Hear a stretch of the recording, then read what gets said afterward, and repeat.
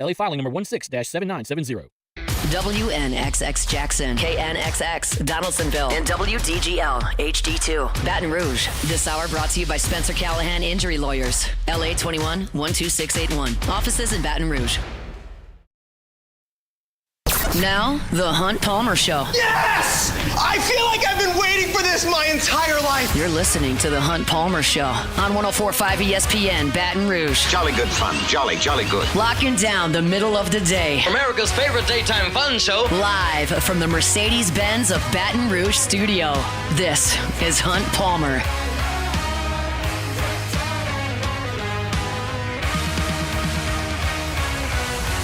Welcome into a Christmas recap edition of the Hunt Palmer Show. Taylor Sharp here with you, sitting in for Mr. Hunt Palmer. Had to do my guy a solid today. We were talking Monday, and he said I was supposed to take off on the 26th. I did not. My wife's going to be mad at me. I'm doing OTB, Hunt, and AFR today, along with Jacob Beck. And I told him, I said, look, Hunt, I'm going to be here 6 to 6 anyways. Take off, go enjoy your wife and kid, have a nice day off. So we are sitting here with you for the next 2 hours or so. Taylor Sharp here with you alongside Jacob Beck and Cassie Spazzali. I want to start the show a little bit different than we normally do. Look, we're going to be super sports heavy. We're going to have Luke Johnson next segment. We're going to talk about the Saints. We're going to recap their stinker against the Packers on Monday night. We're going to talk LSU in the transfer portal. Chris Blair is going to hop on, talk LSU basketball, a Texas Bowl preview, college football playoff round 2. We're going to do it all. But right now, I want to bring Cassie and Jacob in for this first segment. Guys, how was y'all's Christmas? Go ahead, Cassie. Mine was pretty good. Got to spend lots of time with my family. My family's in Metairie, so I had to drive a lot, but overall it was pretty good. So what y'all do? Like, do y'all have a Christmas tradition that maybe y'all do every year? So like, we have a small family. We don't have a ton of like big time traditions, but there are certain things we do every year. Like, what is there something that y'all do every single year? We always go to Mass Christmas Eve, and then we always go to my uncle's house after that. This year they had to rearrange a little bit, so we went the day before.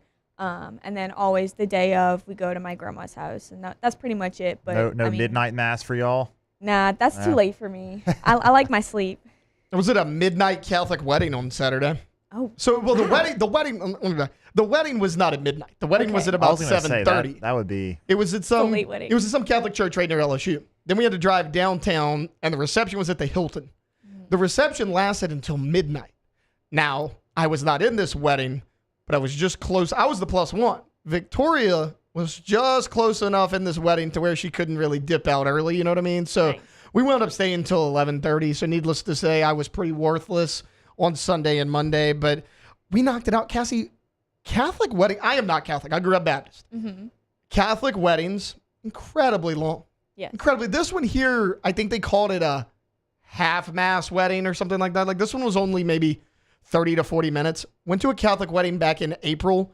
It lasted over an hour. Yeah. I mean, it was incredible. Yeah, my sister's wedding was pretty long. Oh, well, that makes sense with Jessie. Yeah, she's over the top and everything. Yeah. Beck, we kind of talked about this. Me and Beck are becoming good friends today because we're doing all 3 shows together. How was the Christmas, man? What did we do? We got into it a little bit this morning. Yeah. We need some deets, though. Yeah, it was really good. I talked about it last week on Hunt's show, but I have a lot of family events for Christmas. I have my dad, I have my mom, and I have my wife's side of the family. So we have a lot going on. We're leaving tonight. I was gonna be leaving a little bit earlier, but doing AFR, so leaving a little bit later. But we have my wife's grandparents in Mississippi will be driving there tonight, so we'll have their Christmas stuff on Saturday. So just a lot going on, but it's all good, man. We have a lot of good family tradition stuff. We always will go to my mom's. Well, we go to my mom's house. It used to be my grandmother's house, but we go to my mom's now, and my whole side of the family goes. I have 7. My mom has 6 siblings, so it's a lot of family. We have a lot of people. We fit into a house and have a good time. So that's always really good and fun. So yeah, it was a long few days. Are you not doing the Hunt Palmer show tomorrow? No, I'm out. Who's in for you? You, I think. Is it me? It probably is, honestly. I don't even remember, actually. Dude, I don't even know. Oh, actually, it's Jordan. Thank God. It's Jordan, actually, yeah. Beck, Don't I do was Taylor going that. to be so mad at you. I honestly if it was forgot. me. No, I honestly forgot. I couldn't remember if it was you or not, but I know for a fact it is Jordan. So you can, yes, don't worry Okay. about it. Don't worry about it. I'm You're trying. good. I'm trying to high five Hunt on the way out the door tomorrow, man. I'm trying to get out of here relatively Yeah, early. you're I good. did our guy a solid today. All right, look. Before we get into sports, best Christmas gifts you guys got. What did we get? I knew Cassie racked up. What we got? I did. I got some nice on clouds that I asked for. Ooh, good And- Are shoes. they size 9s? Because then you could be like on cloud 9. Nine. No, there's no way. You probably wear a 6, unfortunately, huh? I got small feet. I had Yeah. a 7. Okay. But then I also got a really nice suitcase that I asked for. 'cause Oh. I don't Well, where have are we any. going? I don't have. I'm not going anywhere. You gotta I have just, a good suitcase. I just personally don't have any suitcases. I I, feel like just got getting a these big suitcase. duffel bags. I feel like instead. getting a suitcase without having a trip planned is kind of a slap in the Well, face. no, you know? Like no, you just no. have to look at it and it's Well, gonna I mean, collect I dust. go like I travel home a lot to Metairie, which like isn't a far drive, but like I That's need. I true. still need a suitcase. That's true. A and little something go to pack. bag. I don't. Yeah. I don't want to like carry around a duffel bag all the time. What was It's the best just gift nice. Jacob Beck got this holiday? Oh man. Shoot, that's a good question. Beck got like a World War II Russian gun. I did get a old. It's an older. It's a musket. Yeah, it's not a musket. Nice. It is a pistol. Oh. But no, that's I don't know if that's the best. I don't know, man. My wife, like I did mention this on OTV, and my wife got me a really cool Led Zeppelin record. I actually got my wife a Taylor Swift album, Shout Cassie. out. So Wearing shout the out to Taylor that. Swift Yep. shirt today. Yep. Had to. She wanted some Taylor vinyl, so I got her Evermore on vinyl. So that was pretty cool. I don't know, man. I guess my favorite gift was probably the Led Zeppelin record. Honestly, I don't know. Yeah, that's probably it. What about you? Dude, Victoria did well. Okay, so I actually found these pair of boots. I love cowboy boots. That's kind of my thing. I got 5 or 6 pair of them now. Last Christmas, I found a pair. They were black and they were snakeskin. I don't wear exotic boots. I'm basically plain brown and black. I mean, y'all know me. I'm plain Jane over here. But I was like, if I'm gonna get a pair, I'm gonna go all out. I told her not to buy these. I said, look, they're a little too expensive. I'll just go with a classic pair, tan or something like that. She sent me a picture of these tan ones. Thought I was getting that. Christmas morning, I opened them. They're the snakeskin boots that I'd wanted for a year. So she did. Tricked you up there. Yeah, she did. She did really well. Didn't wear them today because it didn't really feel like it went with this dry fit. So maybe we'll see them tomorrow. You don't get to, yeah, that's unfortunately. okay. I'll hopefully maybe somebody will take a picture and I'll get to see. Well, it, you guys good Christmas though, right? Yes. All around. Yeah. All right, well, that's good. That means that you guys did not watch any of the Christmas Day NFL games that occurred yesterday. Of course, I'm talking Ravens, Texans, and Chiefs, Steelers.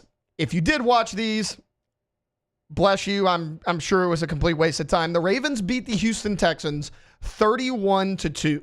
And I got to tell you, look, they're probably still going to win their division. They're probably going to make the playoffs. Houston Texans, to me, are the most disappointing team in the NFL this year.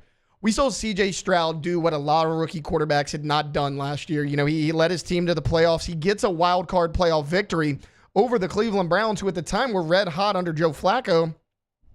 They have not been the same. Now, they are injured. I mean, Stephon Diggs is out for the year. Tank Dell's having season-ending surgery. Nico Collins has been in and out of the lineup.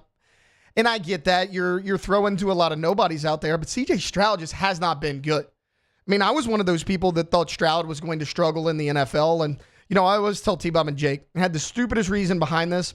My thought process was, Ohio State quarterbacks are terrible in the NFL. Why should I believe C.J. Stroud's any different? It's a good strategy until it's proven wrong. C.J. Stroud proved me wrong, but guys, this year he just has not been the same. 19 touchdowns, 12 interceptions. I mean, that's not going to cut it. I don't really care who you're throwing to. I mean, for the majority of the season, Patrick Mahomes, who we'll get into in just a minute, has thrown to a lot of nobodies outside of Travis Kelce. He's done just fine for the most part. So the Texans' struggles, they're 9-7 right now. Again, they're probably still going to win that division because Anthony Richardson ain't it with the Colts. We know what the Jaguars are doing. Like that division's a mess right now. Flipping to the other game, the Kansas City Chiefs once again get a victory. This time to the Steelers, who are a really good team, but the Steelers lost 3 straight games. Kansas City wins that game 29-10. Now, saw this stat earlier this morning. There are 4 teams in the NFL that have yet to score over 30 points because the Chiefs have scored 30 twice. Over 30 points. The Giants, who are 3-12, the Raiders, who are 3-12, and the Patriots, who are 3-12. The outlier, the Kansas City Chiefs have not scored over 30 points this year, and they are 15-1. Beck, if I asked you right now who's going to win the Super Bowl, and it could maybe have changed at the beginning of the year, doesn't matter. Right now, who would win the Super Bowl? What is your answer?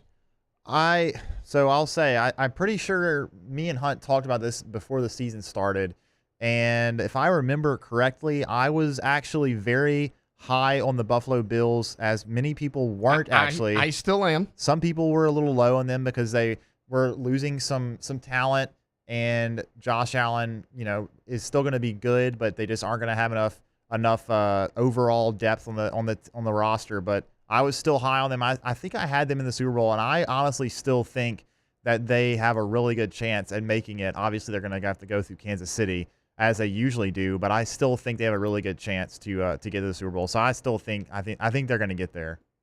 I love Josh Allen. He's one of my favorite players. If you asked me this question a week ago, I probably would have been right there with you and said the Buffalo Bills, but I hate to be chalk here, but I have to go with the Kansas City Chiefs now. And I don't want to do it because I want to see somebody else win, but all season long, and I'm sure you've been this way as well, I've been like, man, the Chiefs are getting so lucky. They're getting bailed out of these close games. When do we take away luck and start talking about how this team is just really good and they know how to win close games? There was a stat a couple weeks ago. Now, it's not true anymore because they've been in control the last 2 or 3 weeks. 3 weeks ago, there was a stat that said if you got rid of the last 2 minutes of every NFL game this season, the Kansas City Chiefs would have the worst record in the NFL. But it doesn't matter because when you have an excellent defense, again, only team in the NFL to not score over 30 points that has a winning record. You have an excellent defense. Your running game has actually been shaky. Pacheco's been in and out of the lineup. Kareem Hunt's kind of been your main guy. You have Patrick Mahomes. You have Travis Kelce. You have one of the best kickers in the league, and Harrison Butker, who's back in action now. You have a Super Bowl winning head coach in Andy Reid. This team knows how to win close games. That's what the playoffs is. And honestly, when you look at their schedule, this team's getting better. I mean, because yeah, we had talked about it, right? 2-point win here, 3-point win here. I mean, on November 29th, a few days after Thanksgiving, they beat the Raiders 19-17, and everybody, myself included, said, hey, they can't keep this up. They beat the Chargers 19-17. Chargers, good team, playoff team. They shut down the Browns. They win that 21-7. They dominate the Texans in that game. I get it was 27-19. The Texans never had a shot to win that game. The Chiefs are getting better. If you can believe that. They are better right now than they were in week 1. Hollywood Brown, I get it. He had 4 catches for 46 yards, and you're probably thinking, okay, well, that's not much. This is his first action of the year. He got involved. He's going to be a guy. He's had a lot of playoff experience with the Ravens. That is another weapon for Patrick Mahomes to throw to. And as much as I hate to say it, I mean, Josh Allen certainly has the talent to do it.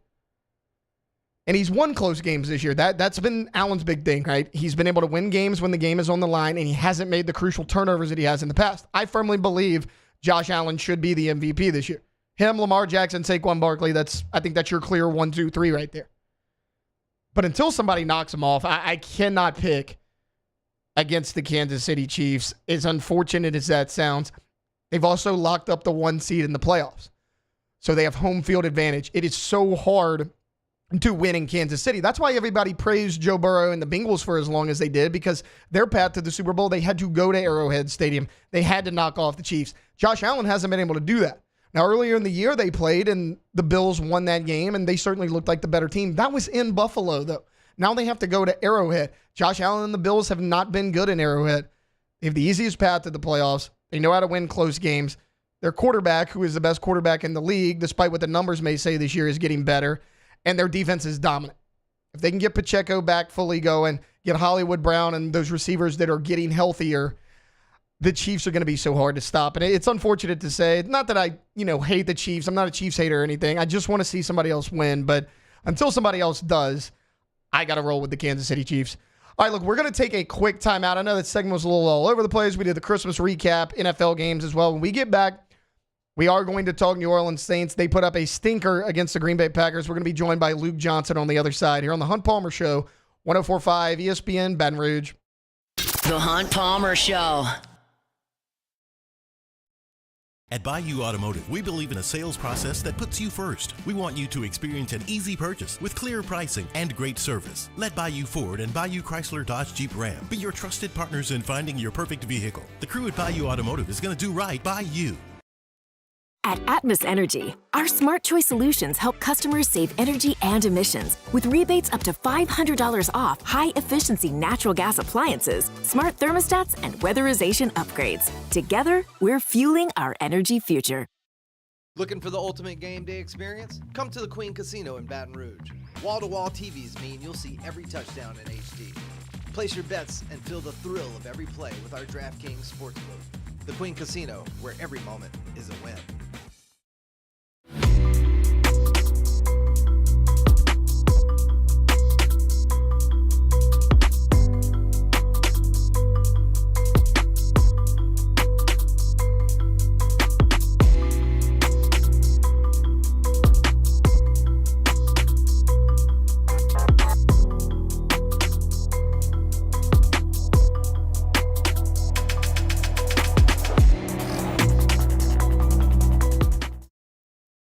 Gulf Coast Office Products is a nationally recognized Savin office equipment dealer based right here in Louisiana. Over 100 employees strong, Gulf Coast has the boots on the ground to support all vertical markets from education, engineering, legal, and finance. With the latest in office technology from desktop to production segment units, Gulf Coast and Savin have the perfect fit for you. Call 225-756-2644.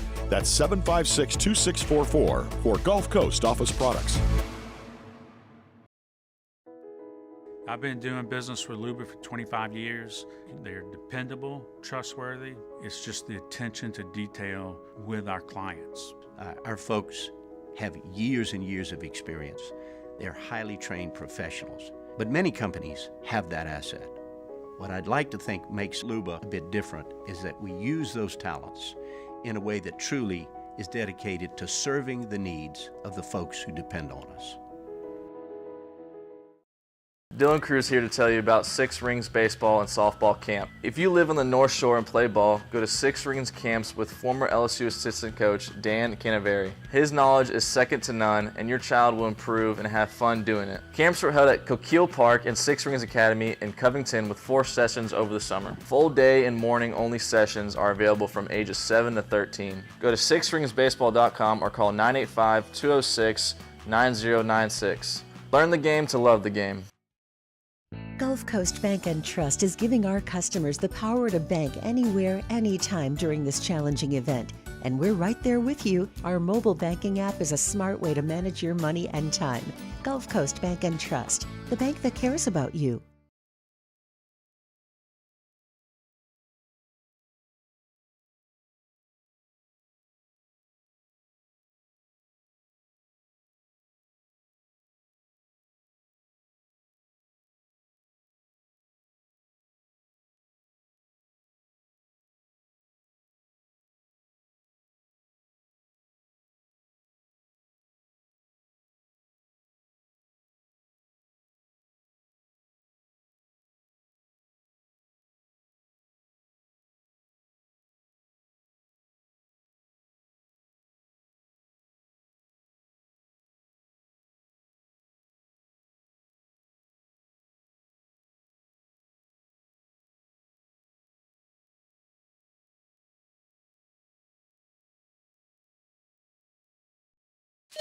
You're listening to The Hunt Palmer Show, brought to you by Rouse's Supermarkets.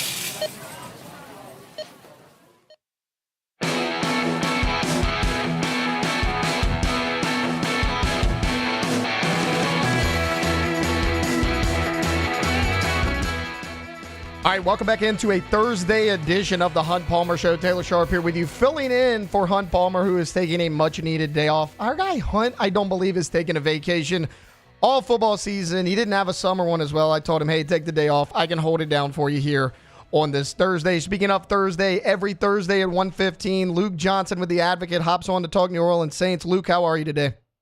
I'm doing great, man. Thanks for having me on. Yeah, absolutely. Luke, obviously the Saints put up a stinker on Monday night, right? I mean, the Packers beat them 34-0 was not a competitive football game. After a loss like this, somebody like you who covers this team all the time, can you think of any positives to take away from this game? No, no positives. I mean, like, I guess you could say, like, you get a longer look at some of the young guys, but like, it is such a bad situation a lot of those guys are dropped into, where I just don't know. Like somebody like Spencer Rattler, for instance, like what can you even take away from that game? Yeah, you see he's playing without Alvin Kamara and Chris Olave, Rashid Shaheed, Marquez Valdez-Scantling, Taysom Hill. Eric McCoy was lost in the first series of the game. It was just like, he was playing with the JV Saints against a really, really good football team. Like, what can you take away from that? No positives whatsoever to take away from that. Not even like, the positive from the negative. Like it's just something they need to completely flush and forget about, frankly. So speaking of Spencer Rattler, what do you think his future is here in New Orleans? Because, we see him, sometimes he makes great plays, sometimes he makes head-scratcher plays, but to your point, he's a rookie and he doesn't have much help out there. I mean, how do you think this team views him as far as his future in New Orleans? I mean, I think about the same way they viewed him going into the season, right? He's got a lot of talent. There's stuff that you see even in these games where his performance has really lagged. There's some traits that you see that you're really excited about. But he's started 4 games, and every one of those 4 games he's been in like kind of a crap situation just in terms of who's around him. And I don't think you can really look at those games and make a definitive decision that like he can never be the guy. So really he probably shouldn't have been in this situation in the first place, where you're really relying on him to go out and win games. And I think that you just use this offseason to continue to develop the positive stuff and try to have him learn from the negative stuff. And hopefully the next time he's in this situation where he has to play, he's surrounded by like a legitimate first team NFL starting offense. You were talking earlier, Luke Johnson joining us right now. You were talking earlier about maybe the only positive is like, hey, we get to see some of these young guys play. One of those guys that everybody was excited about was Kendre Miller because Alvin Kamara was out. It was you got to see finally a healthy Kendre Miller as the lead back. He has 8 carries for 15 yards. And, a lot of that's on the offensive line. Some of you could put on him. And what did you kind of make of his performance? Yeah, I wish you saw more. The explanation we were given after the game is that, they were in their 2-minute offense for much of the second half. But I get that to a respect. It kind of feels like a little bit of we don't want to throw a young player under the bus who's already kind of, been thrown under it and run over a couple times this year.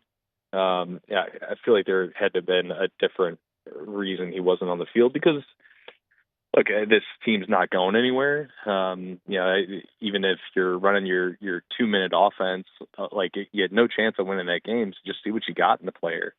I was disappointed we didn't get to see more of him because, we've only really seen him be like the feature back one time.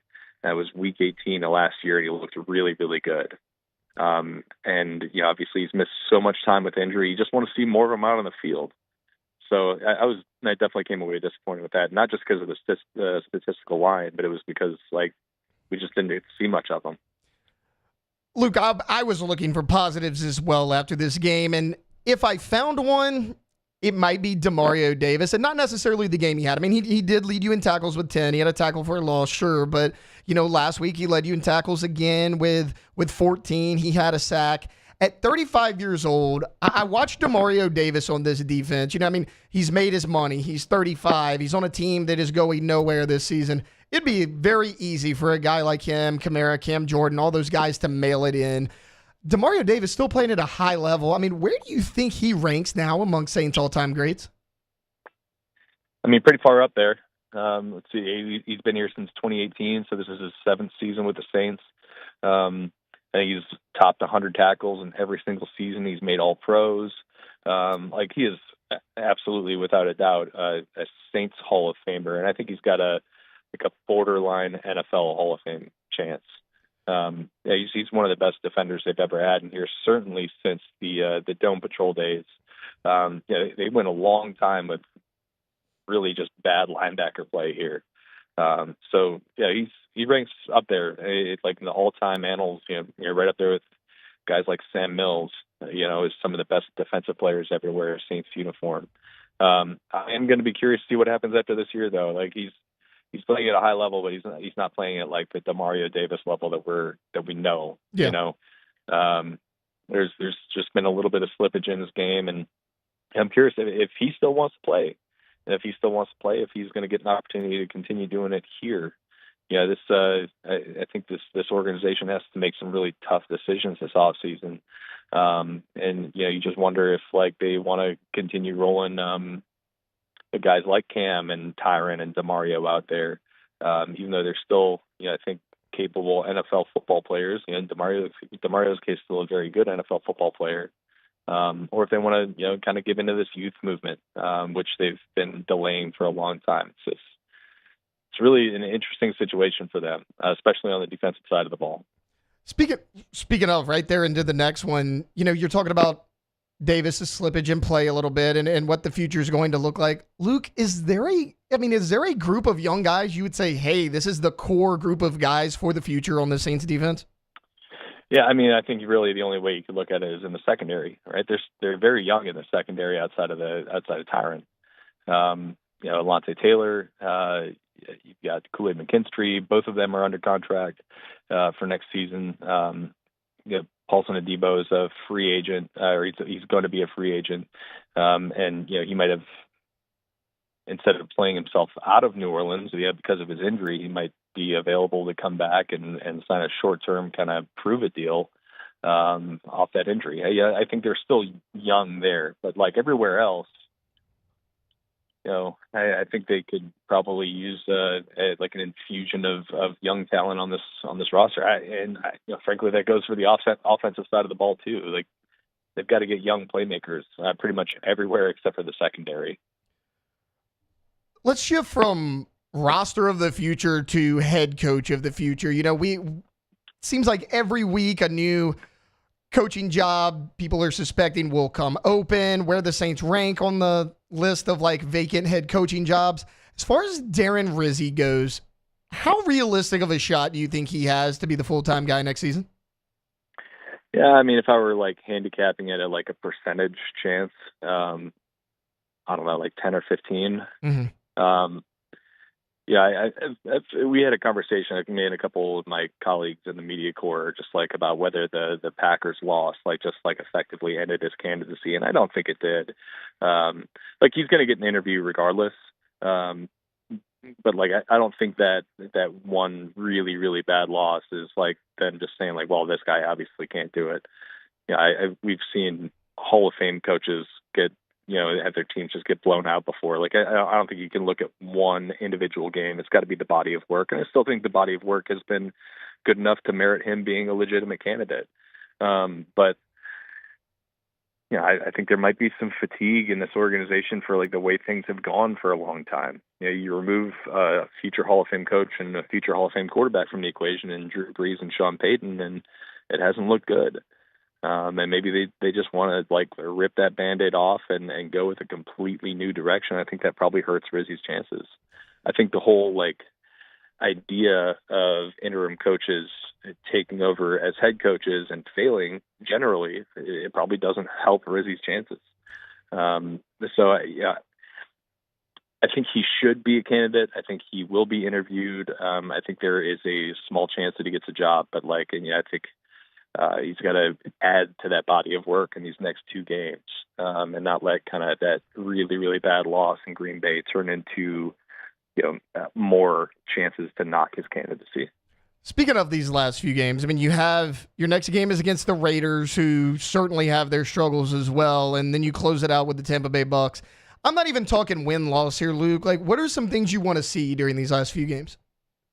I want to see some of these young guys play and play well. Like I said, this is just a roster that has a really desperate need for cheap young talent. Guys who they've drafted and developed, and they're getting this chance now. They show you can do it against a team like the Raiders. Show you can do it against a team like the Bucs, who they're not like these world beaters. I think you can go out there and have success against a team like that. Like, they really need that so bad in this organization, and these guys haven't really shown it, despite having a lot of chances this year because of all the injuries the Saints have dealt with. So, I want to see them get out there and get on the field and show they can be it. Otherwise, the Saints have a lot of work to do on this roster. All right, Luke, I have kept you long enough. Thank you so much for hopping on with us today. Yeah, my pleasure. Talk to you later. Luke Johnson right there covers the Saints for The Advocate. I agree with him. I don't think Darren Rizzi gets this job, and he said he doesn't believe that that Packers loss kind of ended things for Darren Rizzi. I do.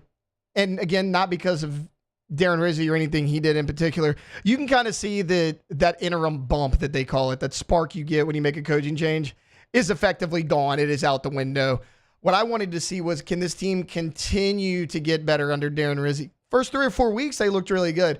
You've kind of seen it fizzle and fall by the wayside again. So I agree. I don't think that Darren Rizzi will be the full-time head coach of the New Orleans Saints. All right, look, we're going to take a quick time out. We're going to continue with Saints next. Mock draft came out, and it has the Saints taking a quarterback. We'll talk about which one that may be on the other side of things here on the Hunt Palmer Show, 104.5 ESPN, Baton Rouge.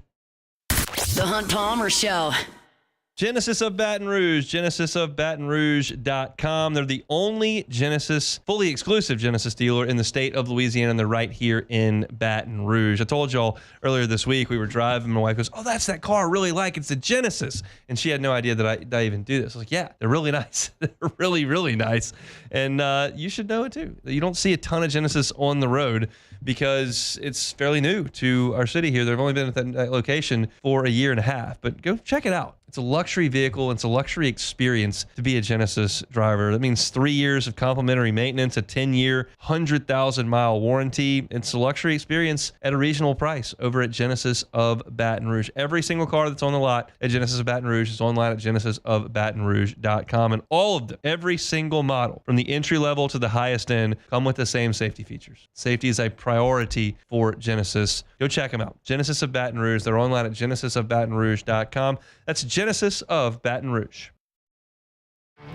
There it is, the extra mile, on the border of expected and extraordinary, for those willing to go further, like vans customized for work or play, with safety and tech to keep you connected, supported by a 5-star sales, service, and finance team, and backed by the 1-star you know. So go the extra mile. It's never crowded, because so few have what it takes to go there. Mercedes-Benz Vans. At Bayou Automotive, we believe in a sales process that puts you first. We want you to experience an easy purchase with clear pricing and great service. Let Bayou Ford and Bayou Chrysler Dodge Jeep Ram be your trusted partners in finding your perfect vehicle. The crew at Bayou Automotive is going to do right by you. The Windsor Senior Living Community in Mandeville, Louisiana is a beautiful, vibrant apartment community geared towards seniors.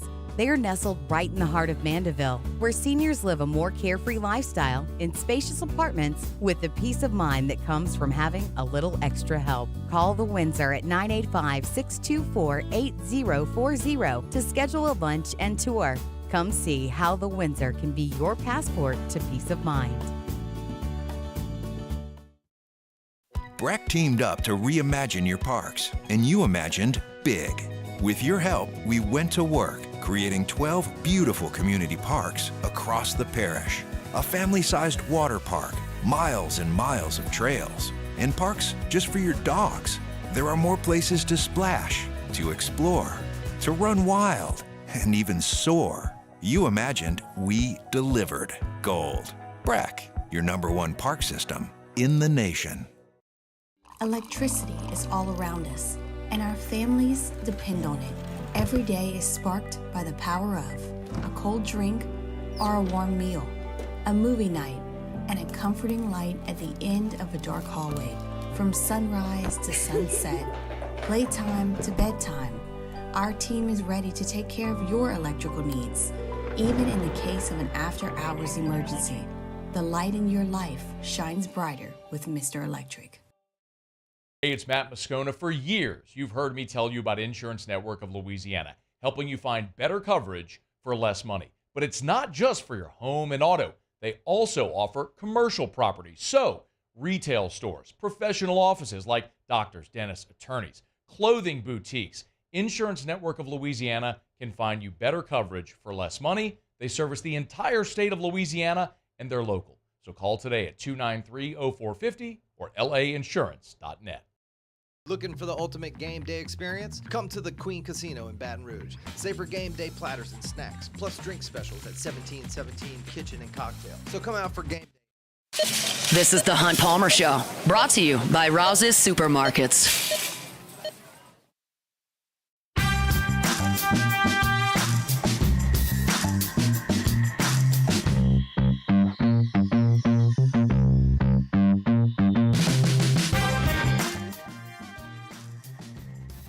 Welcome back into a Thursday edition of the Hunt Palmer Show, brought to you by Rouse's Supermarkets. Taylor Sharp sitting in the host chair for Hunt Palmer, who is off today. He will be back tomorrow, though. He is going to drive you into your weekend. I teased it going into break a little bit there. We were talking just with Luke Johnson about the future of the New Orleans Saints, and anytime somebody brings up the future, obviously you're talking about the vacant head coaching position, but it's the quarterback position as well, right? You gave Derek Carr a huge contract 2 years ago, and the results have been mixed up and down, however the nicest way you want to put it, for his inconsistent play. And the Saints don't have a ton of wins because of Derek Carr. He's been in and out of the lineup with injuries. You've rolled with Jay Kaner. You've rolled with Spencer Rattler. Now, neither of them have had a ton of help along the way because you're so injured across the board. Beck, I want to ask you this real quick. If I asked you right now, yes or no, is Jay Kaner the future of the New Orleans Saints, yes or no? No. I agree, absolutely not. Is Spencer Rattler the future of the New Orleans Saints? Probably not. Probably not. So, again, I agree with you there. It hasn't seen a ton of promise, but to Luke's point, he hasn't had a lot to work with. He had a makeshift offensive line really up until the last 2 or 3 weeks. He doesn't have a ton of weapons to throw to, but it's kind of been mixed. You know, we don't think so. Everyone's kind of holding out hope that the Saints may have found a steal in the 5th round. So what do you do at quarterback in the future? Well, Matt Holder of Bleacher Report, he believes that the Saints should draft a quarterback in this year's draft. And obviously they're not going to be one of these top 5 picks that can get the top 2 or 3 quarterbacks in the draft. Matt Holder throws out an interesting name that not a lot of people have talked about. He mentions Clemson quarterback Cade Klubnik.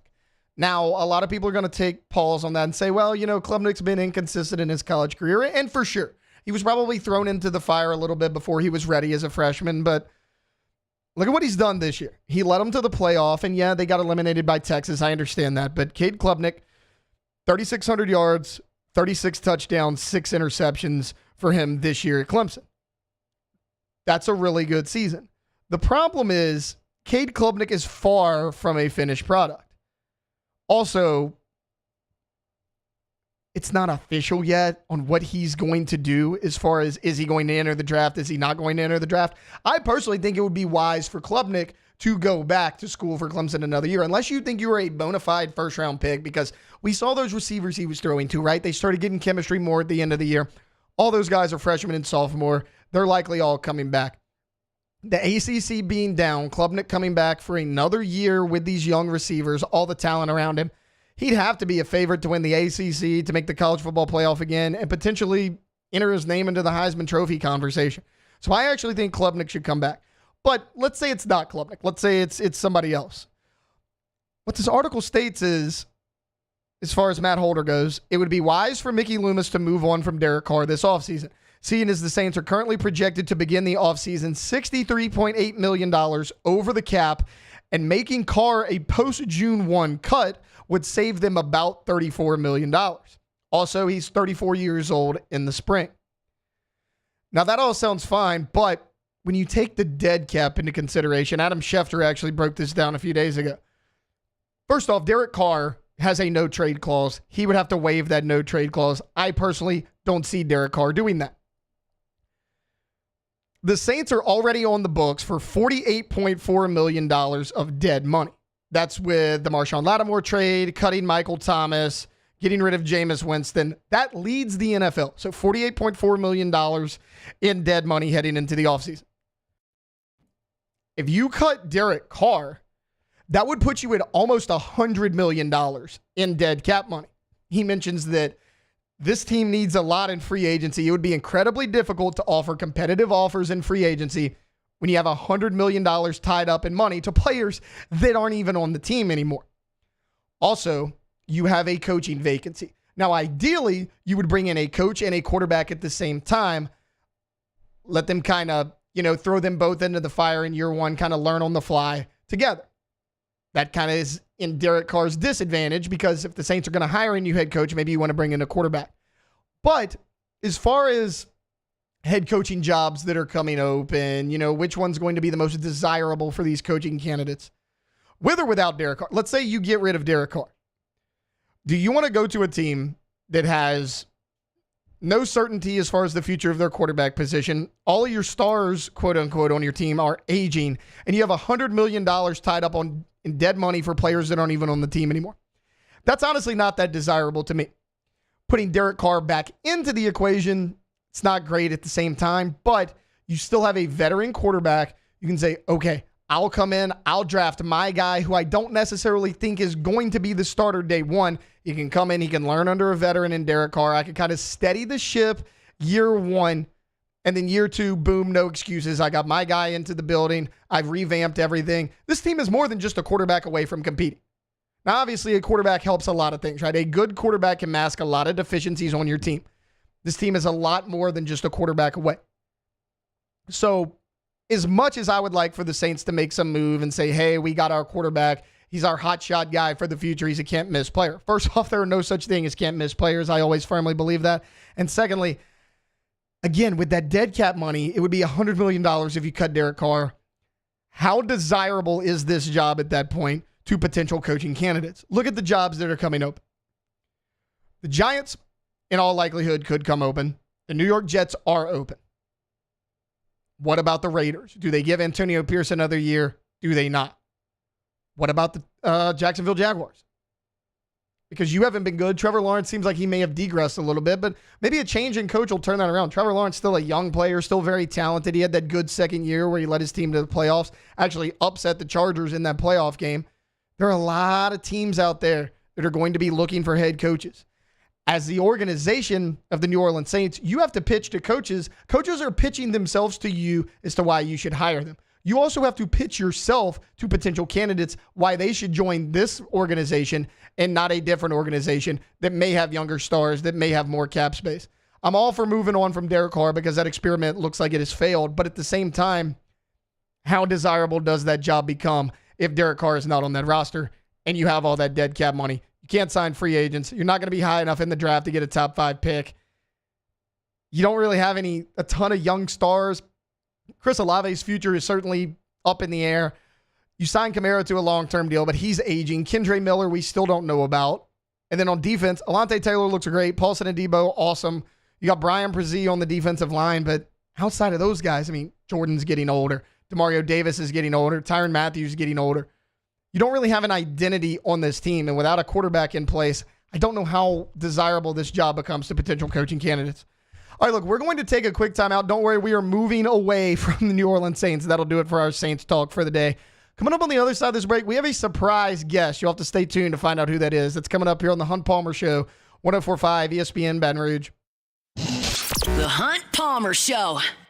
LeBear's Baton Rouge. Got to make LeBear's your game day headquarters this season. They've got the biggest screens around, and now you can bet and dine at ESPN Bet in person. It's a fantastic sports book to go check out. If you haven't, highly recommend you do so. They've got great seating options, whether it's a solo chair you can hang out in with a little shelf in front of you that you can put your food on. You can get the big group tables that you can sit on. The screens are huge. You can watch multiple games at once. Drink specials are fantastic. Got the sportsbook window right behind you. There's blackjack tables in there as well. It's a great place to hang out, enjoy some sports, and win some cash. And plus, you can sign up today for the Cover 5 SEC contest. Sign up, compete against me. Folks have been doing it all season long. Folks have been beating me all season long. You put the promo code in LABRSEC24. That's LABRSEC24. Pick the games every week and see if you can win weekly prizes. If you're not a member, get the Pin Play app today. LeBear's Baton Rouge, your live sports headquarters. Must be 21 years or older. Got a gambling problem? Call 1-800-589-9966 for help.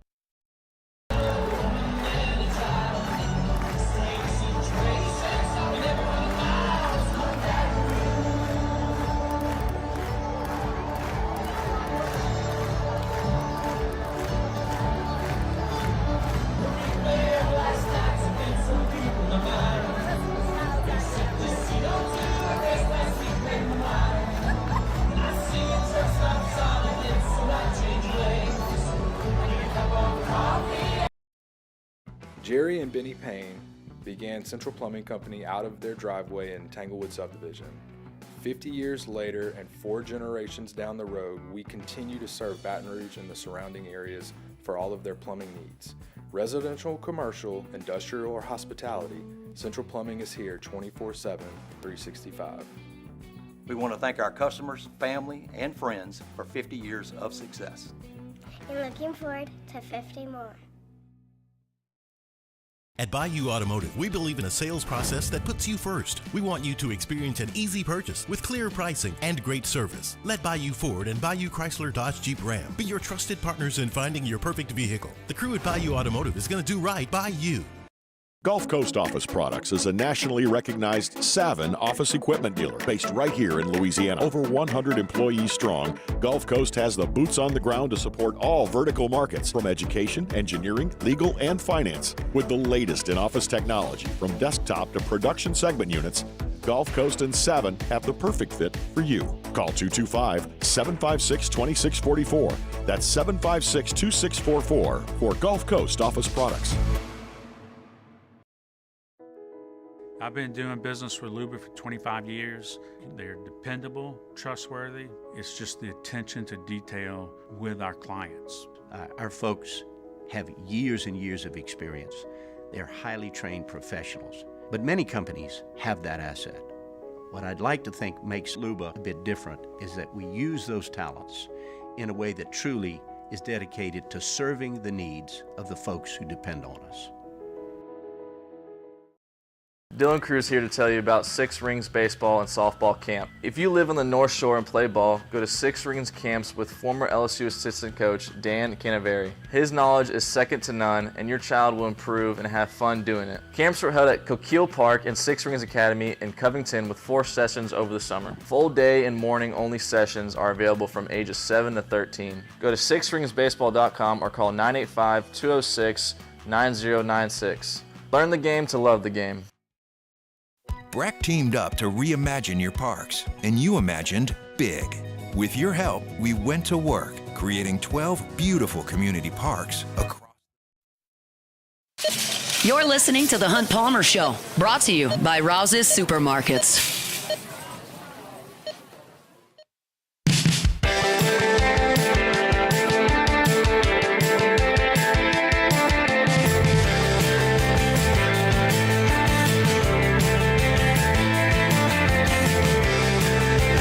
Welcome back into a Thursday edition of the Hunt Palmer Show. Taylor Sharp sitting in the big chair for our guy Hunt Palmer on a Thursday edition brought to you by Rouse's Supermarket. I mentioned that we have a surprise guest, so let's go out to the phone lines right now and talk to Hunt Palmer, the guy who is usually sitting in this chair. Hunt, what's going on?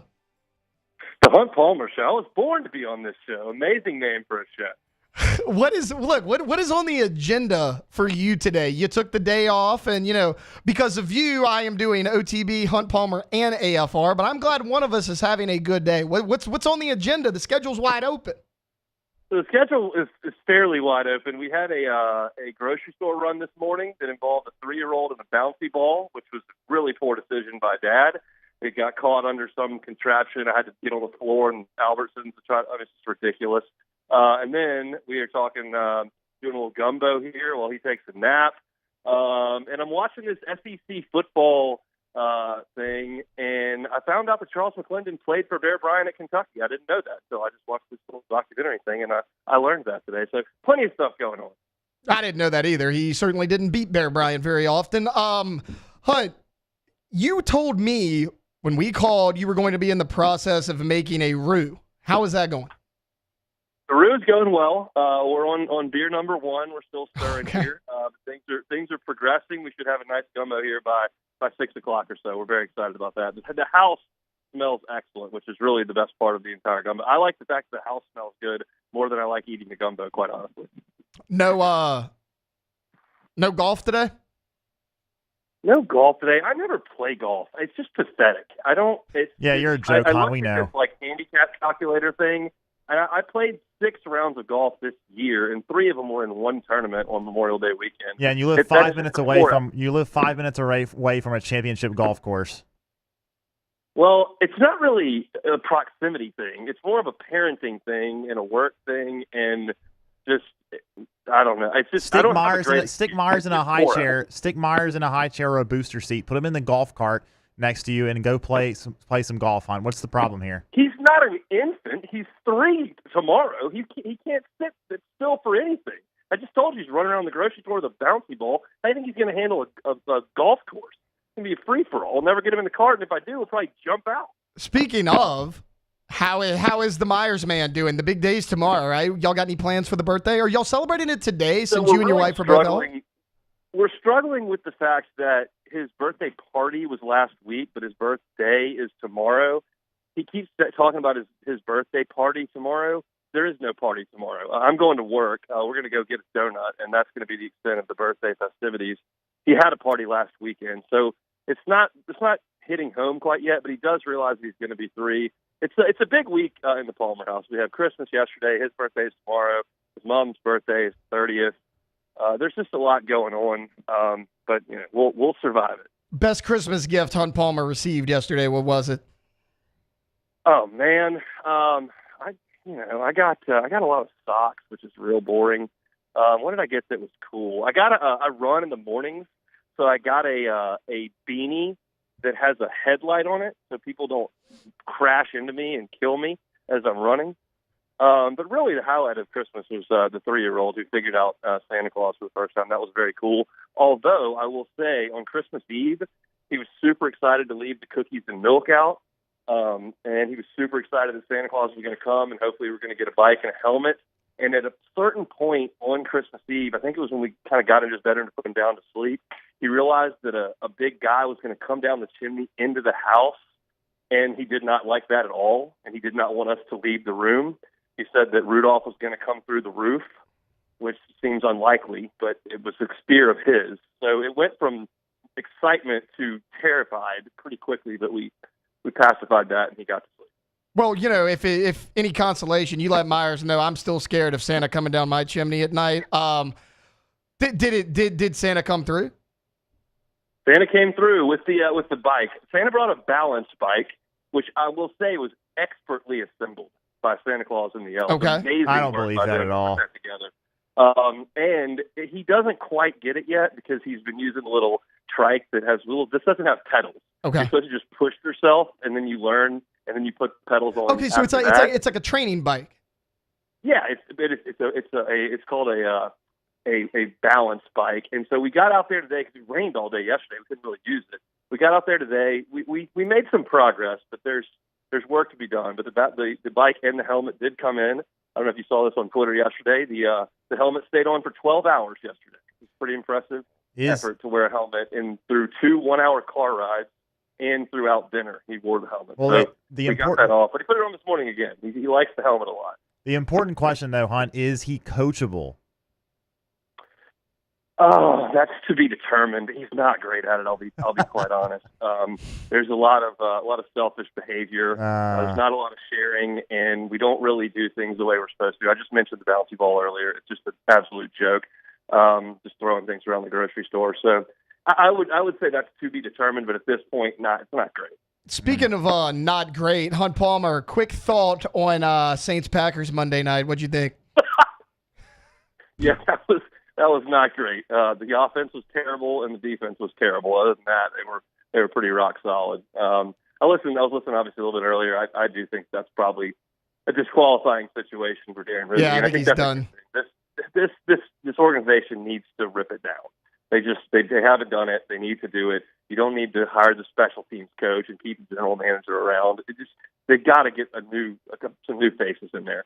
So I think maybe that's a good thing. I'm always very tentative when I talk about this. I don't feel like telling fans not to cheer for their team. But to be honest, at this point, like, things falling apart is okay for the Saints. If they can move up 3 spots in the draft, that's good. If it forces them to go in a different direction with a coach, that's good. The organization's in a bad spot. They need to go a completely different direction. Speaking of that, who at this station has yet to send you the station surveys? Because I sent mine this morning. I know who was last. We don't need to talk about it, though. I mean, that makes sense, though. Last.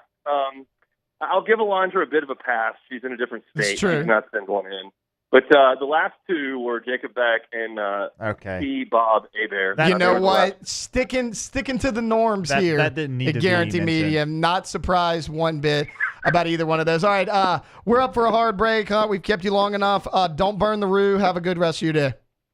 I'm all over it, boys. Thank you all so much for pinch hitting. I'll see you all tomorrow. Yeah, absolutely. That's Hunt Palmer right there, the everyday host of the namesake, The Hunt Palmer Show. All right, look, wrapping up hour number 1, we talked a lot of New Orleans Saints, which pretty much means it was a depressing first hour here on The Hunt Palmer Show. Next hour, we're going to be a lot better. We're going to dive into some LSU football. We'll have Chris Blair on. We'll talk some college football playoff. That's all coming up here in hour number 2 of The Hunt Palmer Show. The Hunt Palmer Show. One Bath and Closets. OneBathAndClosets.com is the website. David Duvall and his team, 30 years redesigning and remodeling bathrooms and closets. If you're struggling, folks, with the Christmas gift for the loved one in your life, how about a new bathroom? How about a brand new closet? That'd probably be pretty well received, I would think. I know in my house, the one we lived in previously, my wife hated the closets.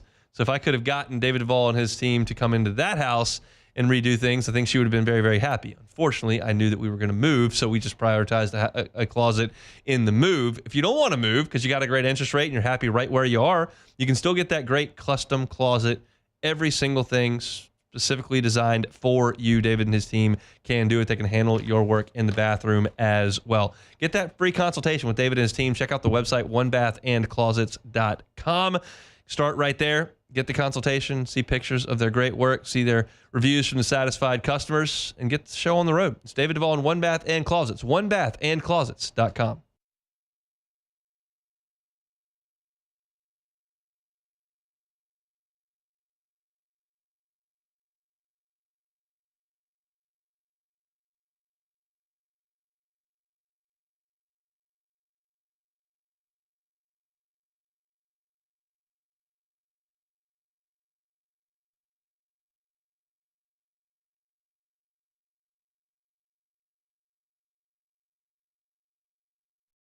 At Bayou Automotive, we believe in a sales process that puts you first. We want you to experience an easy purchase with clear pricing and great service. Let Bayou Ford and Bayou Chrysler Dodge Jeep Ram be your trusted partners in finding your perfect vehicle. The crew at Bayou Automotive is going to do right by you. Got chores that need some extra muscle, but a large piece of equipment is overkill? That's what John Deere compact utility tractors were made for. Powerful enough for the work you need to do. Compact enough for how you need to do it. Find the equipment that's right for you at Sunshine Quality Solutions. Check out our current promotions and learn more about what it means to be powered by sunshine at sunequip.com. Looking for the ultimate game day experience? Come to the Queen Casino in Baton Rouge. Savor game day platters and snacks, plus drink specials at 1717 Kitchen and Cocktail. So come out for game day and let our team make you the MVP. The Queen Casino, where every moment is a win. There it is, the extra mile, on the border of expected and extraordinary, for those willing to go further, like vans customized for work or play, with safety and tech to keep you connected. Supported by a 5-star sales, service, and finance team. And backed by the 1-star you know. So go the extra mile. It's never crowded because so few have what it takes to go there. Mercedes-Benz Vans.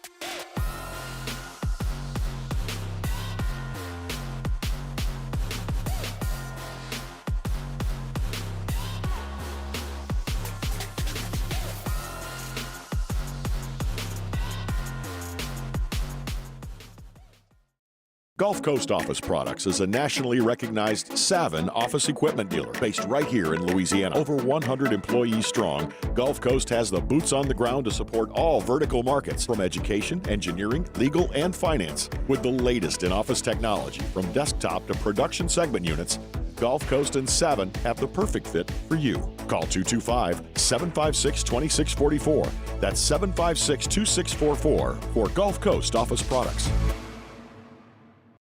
Hey, it's Matt Moscona. For years, you've heard me tell you about Insurance Network of Louisiana, helping you find better. This is SportsCenter. I'm Ed Benkin. First up, college basketball, where Miami coach Jim Larinaga has stepped down as head coach of the Hurricanes. He'll be replaced for the rest of the season by associate coach Bill Courtney. In NFL news, Jalen Hurts did not practice today for Philadelphia. He remains in concussion protocol. Fellow quarterback Kenny Pickett was limited due to a rib injury. Defensive end Shaq Barrett is being waived for the Dolphins' reserve retired list. Barrett retired earlier in the year, but this move will give him a chance to sign with another team and come out of retirement. Also coming out of retirement is Teddy Bridgewater, who is signing with the Lions. And the NBA team president Pat Riley says the Heat will not trade Jimmy Butler. This comes after a report from ESPN Shams Charania saying Butler would prefer a trade before the February 6th deadline. But Doncic is getting an MRI today. He injured his calf yesterday, and Dallas has lost to Minnesota. Blazers coach Chauncey Billups will miss his team's next 2 games following the death of his grandmother. In the NHL, the Red Wings have fired coach Derek Lalonde and replaced him with Todd McClellan. College football ball action on ESPN's second quarter. The game above Sports Bowl. Pittsburgh on top of Toledo early on by a count of 12-6. Guess what? Discover's accepted at 99% of places that take credit cards nationwide. You heard right, 99%. If you don't think so, maybe it's time to face facts. You're stuck in the past. Based on the February 2024 Nielsen report. Learn more at discover.com/creditcard. Now, The Hunt Palmer Show. Boy, does it smell good. You're listening to The Hunt Palmer Show, brought to you by Rouse's Supermarkets on 104.5 ESPN, Baton Rouge. That's good. Live from the Mercedes-Benz of Baton Rouge studio, this is Hunt Palmer.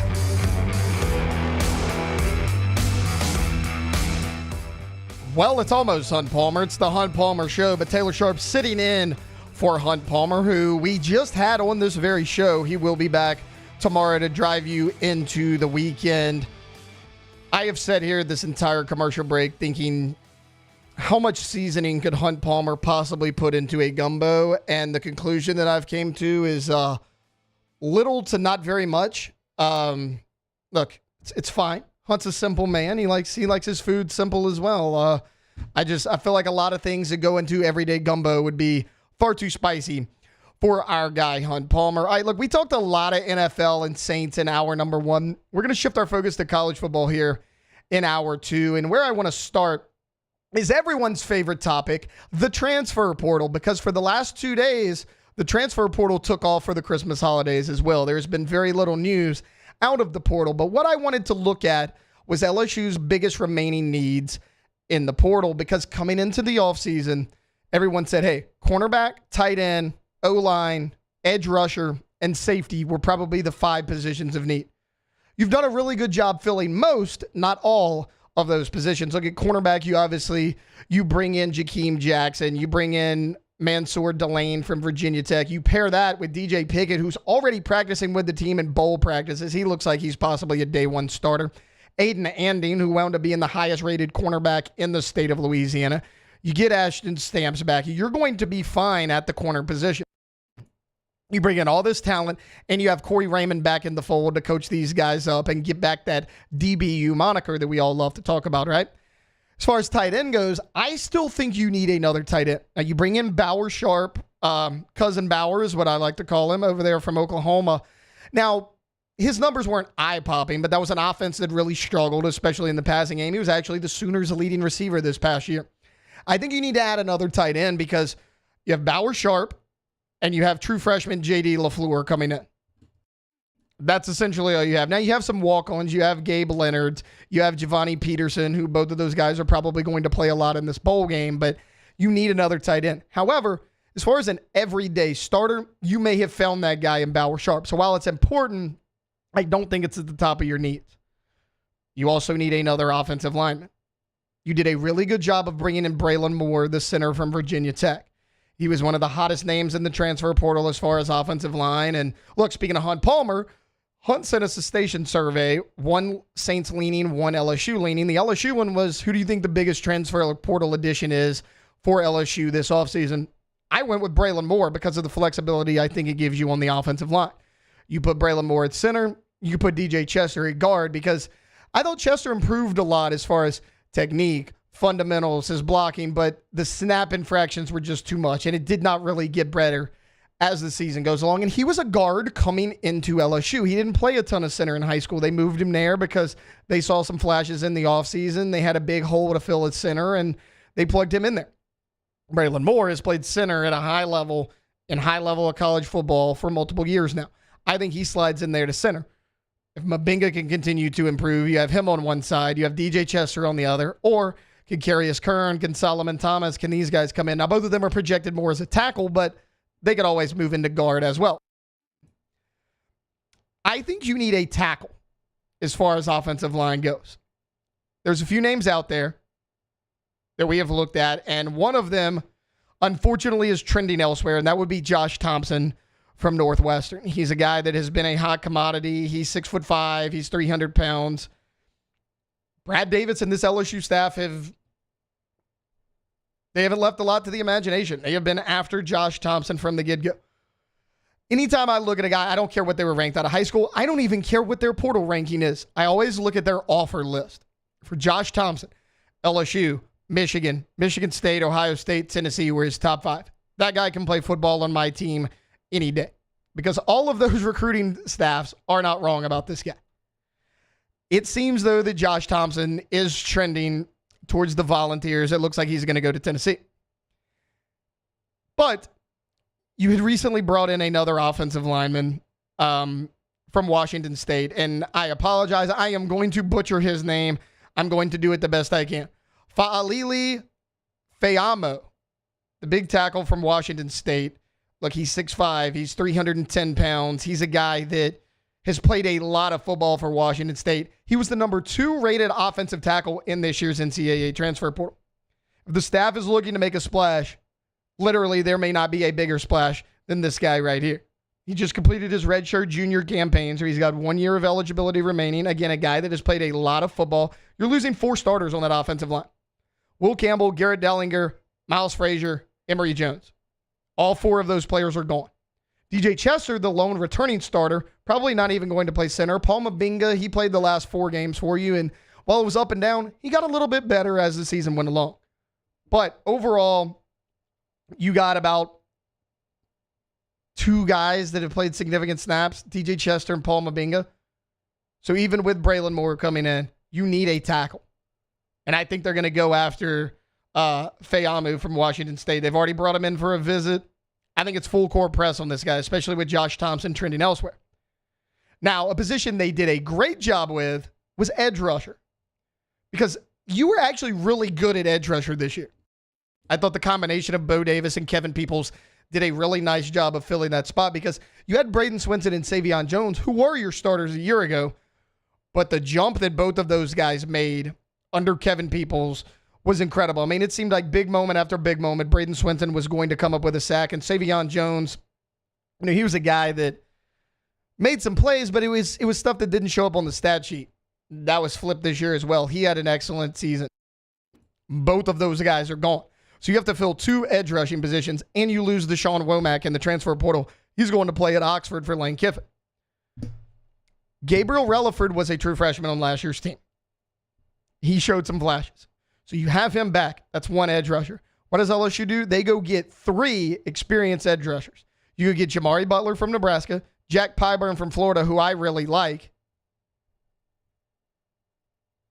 It's just, you have done such a good job on this coaching staff at filling your needs, doing whatever you can to fill the spot of the guys that when you have a big hole on this roster. The biggest hole remaining for the LSU Tigers, I believe, is the safety position. And honestly, guys, when you look at the transfer portal, there's not a ton of big-time safeties left. Because, again, we just talked about it, the edge rushers. Patrick Payton, Florida State. Jack Pyburn, Florida. Jamari Butler from Nebraska. You did a great job of filling a massive hole on your roster. Safety, you haven't done that yet. And when you look at the transfer portal, a lot of the top names have signed elsewhere. Dylan Thineman from Purdue was a guy that everybody wanted. Well, he's going to Oregon. Zachariah Poyser was a name we heard early on for LSU. They brought him in for multiple visits. He was a guy that was pretty high on their list. Last week, he decided he was going to sign with Miami. As far as guys that are still out there, there's not a ton for you.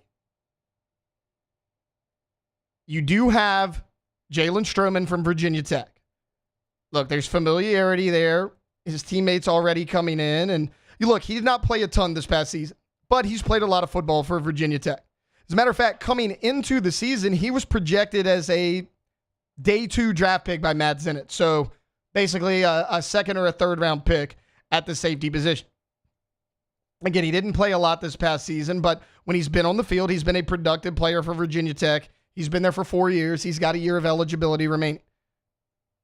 The other guy I want to look at is Jalen Catalon.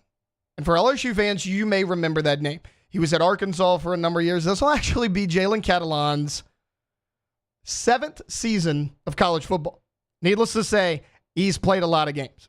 He's played in 43 games. His biggest issue, along with Jalen Stroman, he's had multiple season-ending injuries. But when he's played, he's been excellent. His best season at Arkansas was 2020, the COVID year that did not count. He had 99 tackles, 3 interceptions, 2 tackles for a loss. The next season, he only played in 6 games at Arkansas because of injury. Then he went back to Arkansas again, only 1 game because of injury. Then he goes to Texas. Guess what? Another injury. But this past season, he was at UNLV. He had a full year of college under his belt. He didn't have one of those season-ending injuries like he had had the past 2 years prior. He played in all 14 games, and in my opinion, he had the best year of his college career. 96 tackles, 5 tackles for a loss, 2 sacks, 5 interceptions. I always caution myself to get, fired up about these guys who can't seem to stay healthy. But with a guy like Catalon, who's played as much football as he possibly has, when he's on the field, he's just such a productive player. I mean, I read you the 2 seasons where he played double-digit games, 99 tackles, 96 tackles, and he combined for 8 interceptions in those 2 seasons. The guy can flat out play football, and he's done it at the SEC level because he was at Arkansas for 4 seasons. I think that's a guy LSU may look at. And look, is he going to be your everyday starter? I don't know with injury history like that. But look, you've moved JV and Toviano to safety. You still have Deshaun Spears. CJ Jim Coyley's coming in, the freshman from the recruiting class that LSU's really high on. He's got the frame to play right away. So, look, maybe this is going to be a safety by rotation type of deal. A guy we had heard about in recent weeks was Tawfiq Byard. He's a South Florida transfer. He had a really good career there. He announced that he's going to Colorado, which, Deion Sanders, sure, that's fine. Choosing Colorado over LSU is wild to me. What a decision. But he's going to go play for the Buffaloes and Deion Sanders. So he's out of the boat as well. I mean, right now, again, there's not a ton of big-time names that haven't already signed elsewhere. I mean, we talked about Cole Wisniewski from North Dakota State, right? He was 6'4", 218. He was a guy we discussed. He's at Texas Tech. Devontae Smith left Alabama. He's going to Notre Dame. Jerron Manning, he was at Old Dominion. He's going to Mississippi State. Adrian Wilson was a guy we talked about from Washington State. He's at Arizona State. You get the point. Devin Turner from Northwestern. He's at Baylor. You're kind of at the bottom of the barrel right now. But I got to tell you, you could do a lot worse than Jalen Catalon. I know that the injury history is quite extensive, but when he's been on the field, he's been a productive player. And maybe LSU is playing the long game, though. That's another possibility. Maybe they're waiting for a guy that is currently in the college football playoff. His team hasn't been eliminated yet. They want to see what they do after the season. You also have the spring window coming up for the transfer portal. Maybe there's a guy they're waiting on. Whether they're waiting on him, they're trying to get one of the guys out of the portal, you got to do something because you have to fill that massive hole in your roster right now. All right, look, we're going to take a quick time out. When we get back on the other side of this break, we're going to be joined by the voice of the LSU Tigers, Mr. Chris Blair. We'll talk to him about LSU basketball. We'll preview the Texas Bowl. That's all coming up here on the Hunt Palmer Show, 104.5 ESPN Baton Rouge. The Hunt Palmer Show. Highland Insurance Group, HighlandIG.com is the website. Property and casualty or group employee benefits. Your one-stop shop for all things insurance is, of course, the Highland Insurance Group. If you're a business owner and you don't have a great relationship with your insurance broker, they're just the guy who came with the lowest premium number. That's one way to handle it, but it might not be the best way, especially when something happens. Whether it's a hurricane or a car accident or a cyber breach or a lawsuit or an injury. When that happens, you're going to need your insurance to respond. And if you only have the insurance in place because it was the cheapest one, it may not. Jonathan Carver and his team can be a trusted advisor and a part of your team as a business to make sure that your business continues to run even if the event happens. Give them a call or check them out online, HighlandIG.com. They're right here in Baton Rouge, but they can help you out statewide. It's Jonathan Carver and his team at the Highland Insurance Group. They're online at HighlandIG.com.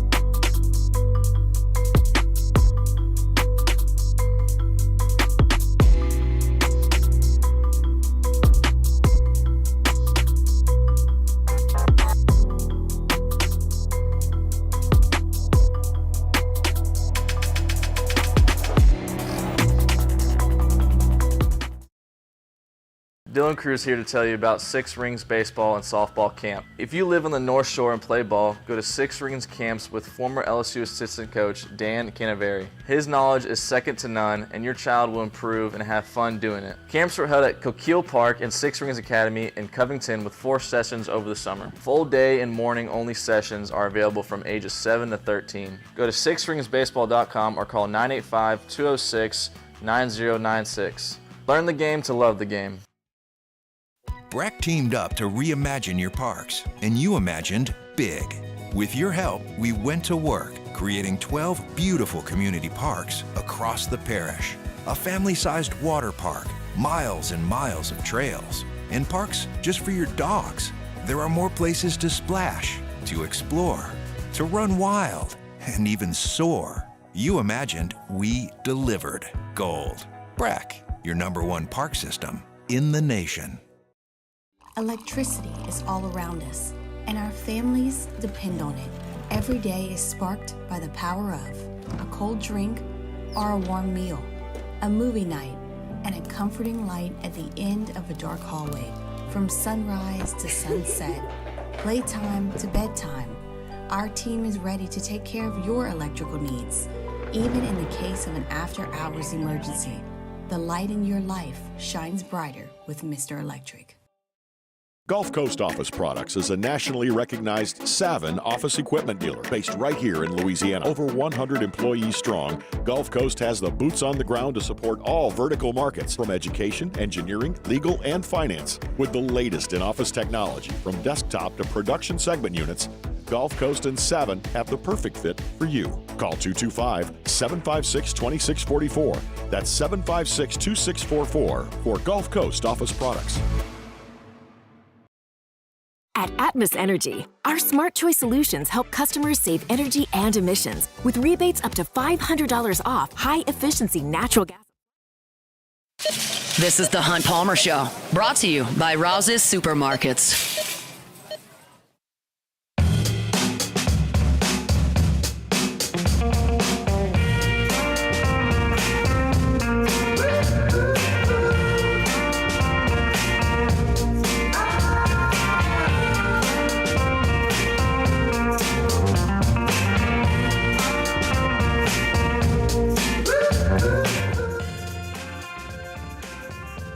All right, welcome back into a Thursday edition of the Hunt Palmer Show. Having a little bit of trouble getting in touch with our guy Chris Blair. We're going to keep trying him, but look, we'll move into the college football playoff as far as biggest takeaways from round one. I know a lot of people were disappointed and said, hey, there were so many blowouts in round one of the college football playoff. I'm tired of it. They put the wrong teams in. This is not a competitive product. Guys, it's kind of always been like that, right? I mean, you go back and look throughout the history of the college football playoff, and what have we seen? It's really the top 3 teams, and you've always struggled as to who that 4th team is going to be. And you expand a field like that to 12 teams, stuff like that's going to happen. It's why I initially had pushback saying, hey, 12 might be too many. You had trouble with 4 teams and that 4th team being competitive. Now, I have since jumped on board, and I am all for this 12-team playoff, but you have to understand that while there is parity in college football, a gap between the top 4 teams and the 12 team is still quite large. I mean, that's something that we're never going to get past, right? So as far as the round 1 games go, here's something I came away with. And this goes to the rest of the college football playoff as well, like round 1 and moving forward. The teams that run the ball and play good defense are going to win it all this year. Look at what happened in round 1. Everyone thought Ohio State and Tennessee were probably the most evenly matched teams in the field. And it makes sense, right? It's the 8-9 game. Ohio State went in there with Travion Henderson and Quinshon Judkins and ran it right down Tennessee's throat. Texas and Clemson. Clemson actually scores first in that game to go up 7-0. What happens? They couldn't run the ball, and they have been notorious at not being able to stop the run all year long. Quintravian Wisner, Jaden Blue for Texas, they went in there, and what happened? They ran it down Clemson's throat. Penn State, same thing. Now, Penn State jumped on SMU early because of the 2 pick sixes thrown by Kevin Jennings. Jennings was rattled in that game. I was very surprised they did not go to Preston Stone earlier in that game because, look, I get it. Kevin Jennings earned the right to start that game. He beat out Preston Stone. He had played better all year long. First off, I thought you put Preston Stone on a little bit of a too short of a leash this year. I mean, you pulled him after 3 games. You were still winning those games. And Preston Stone has played a lot of football. He's been in a lot of hostile environments. Now, obviously, he's never been into a college football playoff, but you got a young quarterback in Kevin Jennings. I'm surprised you didn't try to give Penn State a different look. But whatever. When Penn State got that lead, the reason SMU was never able to catch up is because they couldn't stop Penn State's ability to run the football with Nick Singleton. I mean, that's look, you can go to Notre Dame. Talked about it, the Cignetti offense. It's the spread offense, one of the few spread offenses, true spread offenses in this college football playoff. Notre Dame jumped on them, and I get it. Notre Dame won by 10 points. The game was 27-3 late in that game. That game was far worse than the 10-point margin of victory that it looked like. Notre Dame dominated that game from start to finish, and it's because they were physical up front, they wanted the line of scrimmage, and they were able to run the football. Like when somebody asks, okay, well, which team were you the most impressed with as far as week 1?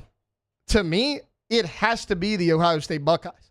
Because again, what I mentioned just a second ago, it was the 8-9 matchup with them in Tennessee. I mean, Tennessee brought a lot of fans into that horseshoe, and Tennessee's defense had been so good all season long, it did not matter. Because you had a veteran quarterback in Will Howard, who I have been a big critic of Will Howard. I think at times he's been a little overhyped and he's been inconsistent. The last month of the season, Ohio State fans cannot ask anything else of Will Howard. He has been that good. And their running game, Travion Henderson, Quinshon Judkins. And you also have a Jeremiah Smith, who might be the best offensive weapon left in the college football playoff. There's some good running backs. Ashton Genty is going to play. Cam Scattaboo is going to play. We talked about Wisner and Blue. Obviously, you have Henderson and Quinshon Judkins on that exact team, but as far as receivers go on the outside, there's nobody in this college football playoff field that can touch Jeremiah Smith right now. He's that good. He is a complete mismatch. That gives Ohio State the advantage every time they step foot on the field because they can control the line of scrimmage, they can run the ball at will, and when they can't, they have the best weapon in these college football playoffs. I came away super, super impressed with what I saw from Ohio State. And look, they got to go play Oregon. But this is a neutral site game. Oregon got that close victory against Ohio State, but it was at home. This is a neutral site game. Ohio State's playing really well right now. That game is going to be a dogfight. Beck, if I asked you right now, after round 1 of the college football playoff, which team is going to win the national championship, what would you say? I would probably say, well, it's including the team, not including the teams we didn't see play. Yeah, no, it could be teams with a bye for sure. Yeah. So if we're taking all the teams that are left right now, I'd probably go with. I think I'd go with Texas actually, which I wouldn't have said going into this thing, but They looked really impressive against Clemson, and they're going to Arizona State in this next game in the Peach Bowl, which I think should be they're 13.5-point favorite. I think that they should pretty easily win that game, and then they're going to have the winner of Oregon Ohio State, and I think they can beat either of those teams. I think that would be a good matchup. So I think they can. They had their road to the national championship is not too difficult. So I would actually go with Texas. I think. I don't hate that answer. Watching Texas, not just in the college football playoff and the first round, really all season long. I like Quinn Ewers. I think I like Quinn Ewers probably more than a lot of people do. I can accept the fact though that he does struggle sometimes in these big moments. For me, Texas, it comes down to this simple. If Texas is able to run the ball against the opponents they're going to play here in the college football playoff, they can win the entire thing. No question about it. If Texas can't run the ball, a lot like Ohio State, that's why I said they have the advantage against everybody they play. Ohio State has a Jeremiah Smith on the outside. I mean, you look at Texas, Beck, Gunnar Helm is probably their best weapon at tight end. Quinn Ewers has been solid all year long. They haven't asked him to do a ton as far as go win these close games. And when they have, he really hasn't been able to do it. I mean, you have Matthew Golden. That's probably your best receiver, but he's kind of a deep threat for the most part. I mean, he does a little bit of under the middle stuff, but they lost when they lost Isaiah Bond. That really hurt them. Yeah, because Matthew Golden, he's not a guy that's going to go out there and be a matchup nightmare on the outside. He's not going to route you up or anything. He's a good player. He's not a one on this team. Isaiah Bond was that one, that big receiver on the outside. Golden's a great player. He's just not that guy. Look, I really like Ohio State in these playoffs, and it's hard for me to say because I've been a critic of Ryan Day at times, but you look at Ryan Day against teams that are not Michigan, coached by Jim Harbaugh, he's really, really good. And yes, they lost to Michigan again this year, but Michigan threw everything they had at Ohio State. That was their Super Bowl this year because they knew they weren't going to do anything as far as postseason. Ohio State is a team from the start of the year till now has taken a big jump, in my opinion. I had a lot of question marks about them. I frankly did not think Will Howard was a good enough quarterback to win the national championship. I think I'm wrong on that, though. I think that the last month of the season, he's looked really good. I like the winner of Ohio State, Oregon to at least play for that national championship because I really like Dan Lanning. If Kirby Smart is not the best coach in the college football playoff, it might be Dan Lanning. I think he's been excellent. That defense is phenomenal. It's so crazy when you lose a talent like Bo Nix and Bucky Irving. Both of those guys are impactful NFL starters as rookies. And Troy Franklin was a finalist for the Biletnikoff Award a year ago. One of the four with Roma Dunze, Malik Neighbors, and Marvin Harrison Jr. He's no slouch either. You lose Troy Franklin. You lose Bo Nix. You lose Bucky Irving. And you're probably a better football team this year than you were a year ago. That's because Dan Lanning beefed up the defensive line. His defense is even better than it was a year ago. The offensive line did not take a step back. And you had Jordan James a year ago who spelled Bucky Irving. When Irving got tired, they would put in Jordan James. There wasn't a huge drop-off. And then not only did you get a quarterback out of the transfer portal in the offseason, you got the quarterback out of the transfer portal in the offseason. Dylan Gabriel was the biggest name on the board. You got him. He fits that offense perfectly. He's a lot like Bo Nix in terms of the passing game. Both guys can run a little bit. Both guys were finalists for the Heisman Trophy because of their abilities on the football field. Dan Lanning has this thing rolling in Oregon. The problem is, it's the age-old argument, right?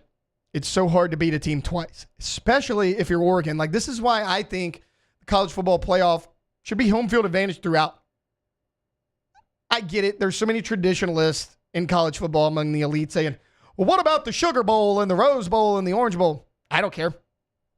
Not really my problem. I mean, the Rose Bowl is not even that nice of a stadium. I get it.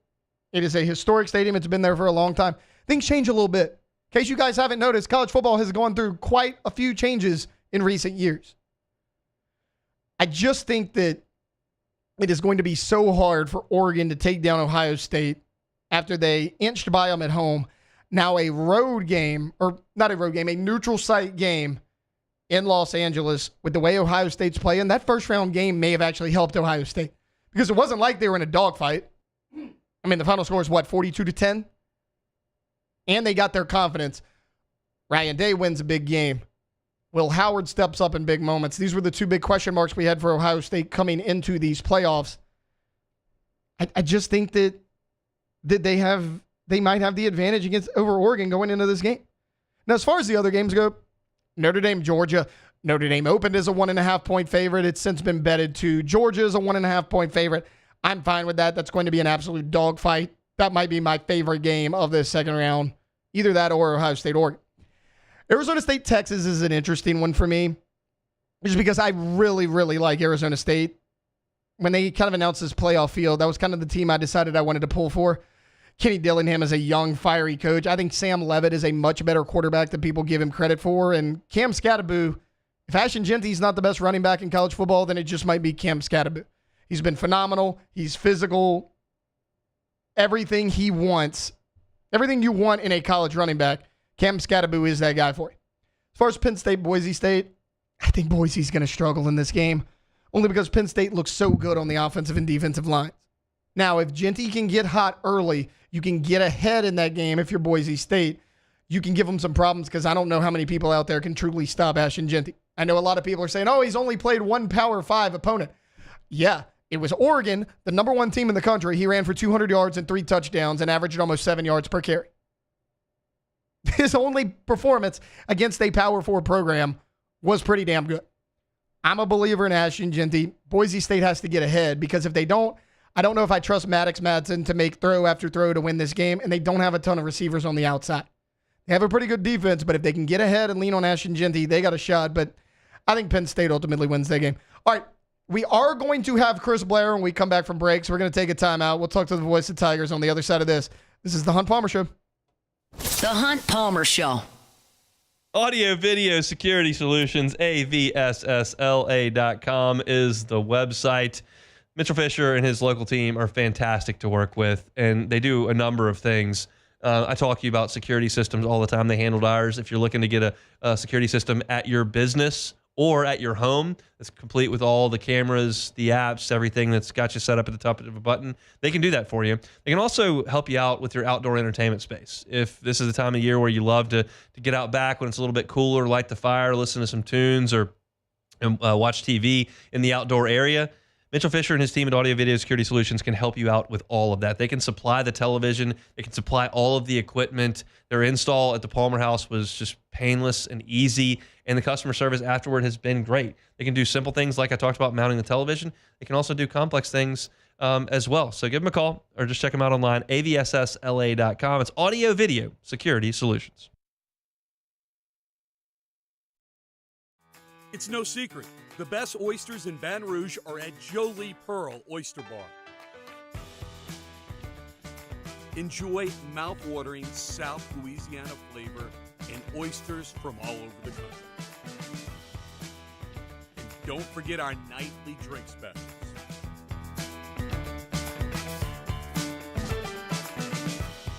Jolie Pearl Oyster Bar, located in downtown Baton Rouge. There it is, the extra mile, on the border of expected and extraordinary for those willing to go further, like vans customized for work or play, with safety and tech to keep you connected, supported by a 5-star sales, service, and finance team, and backed by the 1-star you know. So go the extra mile. It's never crowded, because so few have what it takes to go there. Mercedes-Benz Vans. Hey, it's Matt Moscona. For years, you've heard me tell you about Insurance Network of Louisiana, helping you find better coverage for less money. But it's not just for your home and auto. They also offer commercial properties. So, retail stores, professional offices like doctors, dentists, attorneys, clothing boutiques. Insurance Network of Louisiana can find you better coverage for less money. They service the entire state of Louisiana, and they're local. So call today at 293-0450 or lainsurance.net. Jerry and Benny Payne began Central Plumbing Company out of their driveway in Tanglewood Subdivision. 50 years later and 4 generations down the road, we continue to serve Baton Rouge and the surrounding areas for all of their plumbing needs. Residential, commercial, industrial, or hospitality, Central Plumbing is here 24/7, 365. We want to thank our customers, family, and friends for 50 years of success. and looking forward to 50 more. I've been doing business with Luba for 25 years.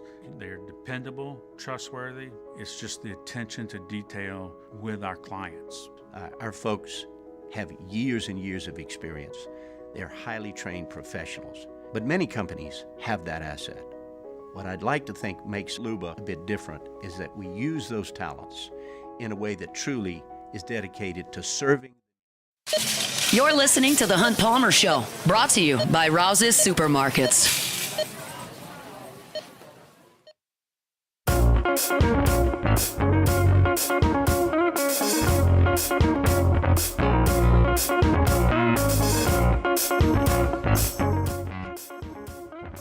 Welcome back into a Thursday edition of the Hunt Palmer Show. Taylor Sharp sitting in the big boy chair here for Hunt Palmer as he takes a much-needed vacation. And right now we're going to be joined by the man himself, the voice of your LSU Fighting Tigers, Chris Blair. Chris, how are you today? I'm great, Taylor. I'm certainly glad Hunt got a couple of well-deserved days off. I tell you, I was fretting the entire holiday hoping that he wouldn't have to work. Well, look, you can sleep much better tonight knowing that Hunt got a day off, and I'm here stuck doing 3 shows today. So, sometimes it happens. Chris, was Santa good to you? Yeah, absolutely. I hope he was to everybody out there, and you, of course. Absolutely. Chris, let's dive right into it. I want to talk a little LSU basketball right now. Look, the team's 10-2 overall, and right now, if I asked you, what is the identity of this Matt McMahon basketball team, what would your answer be? Defense. And, again, they're not perfect defensively.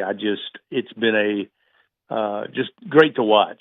You look back at their games where they trailed and eventually won, games where they got behind and weren't able to come back.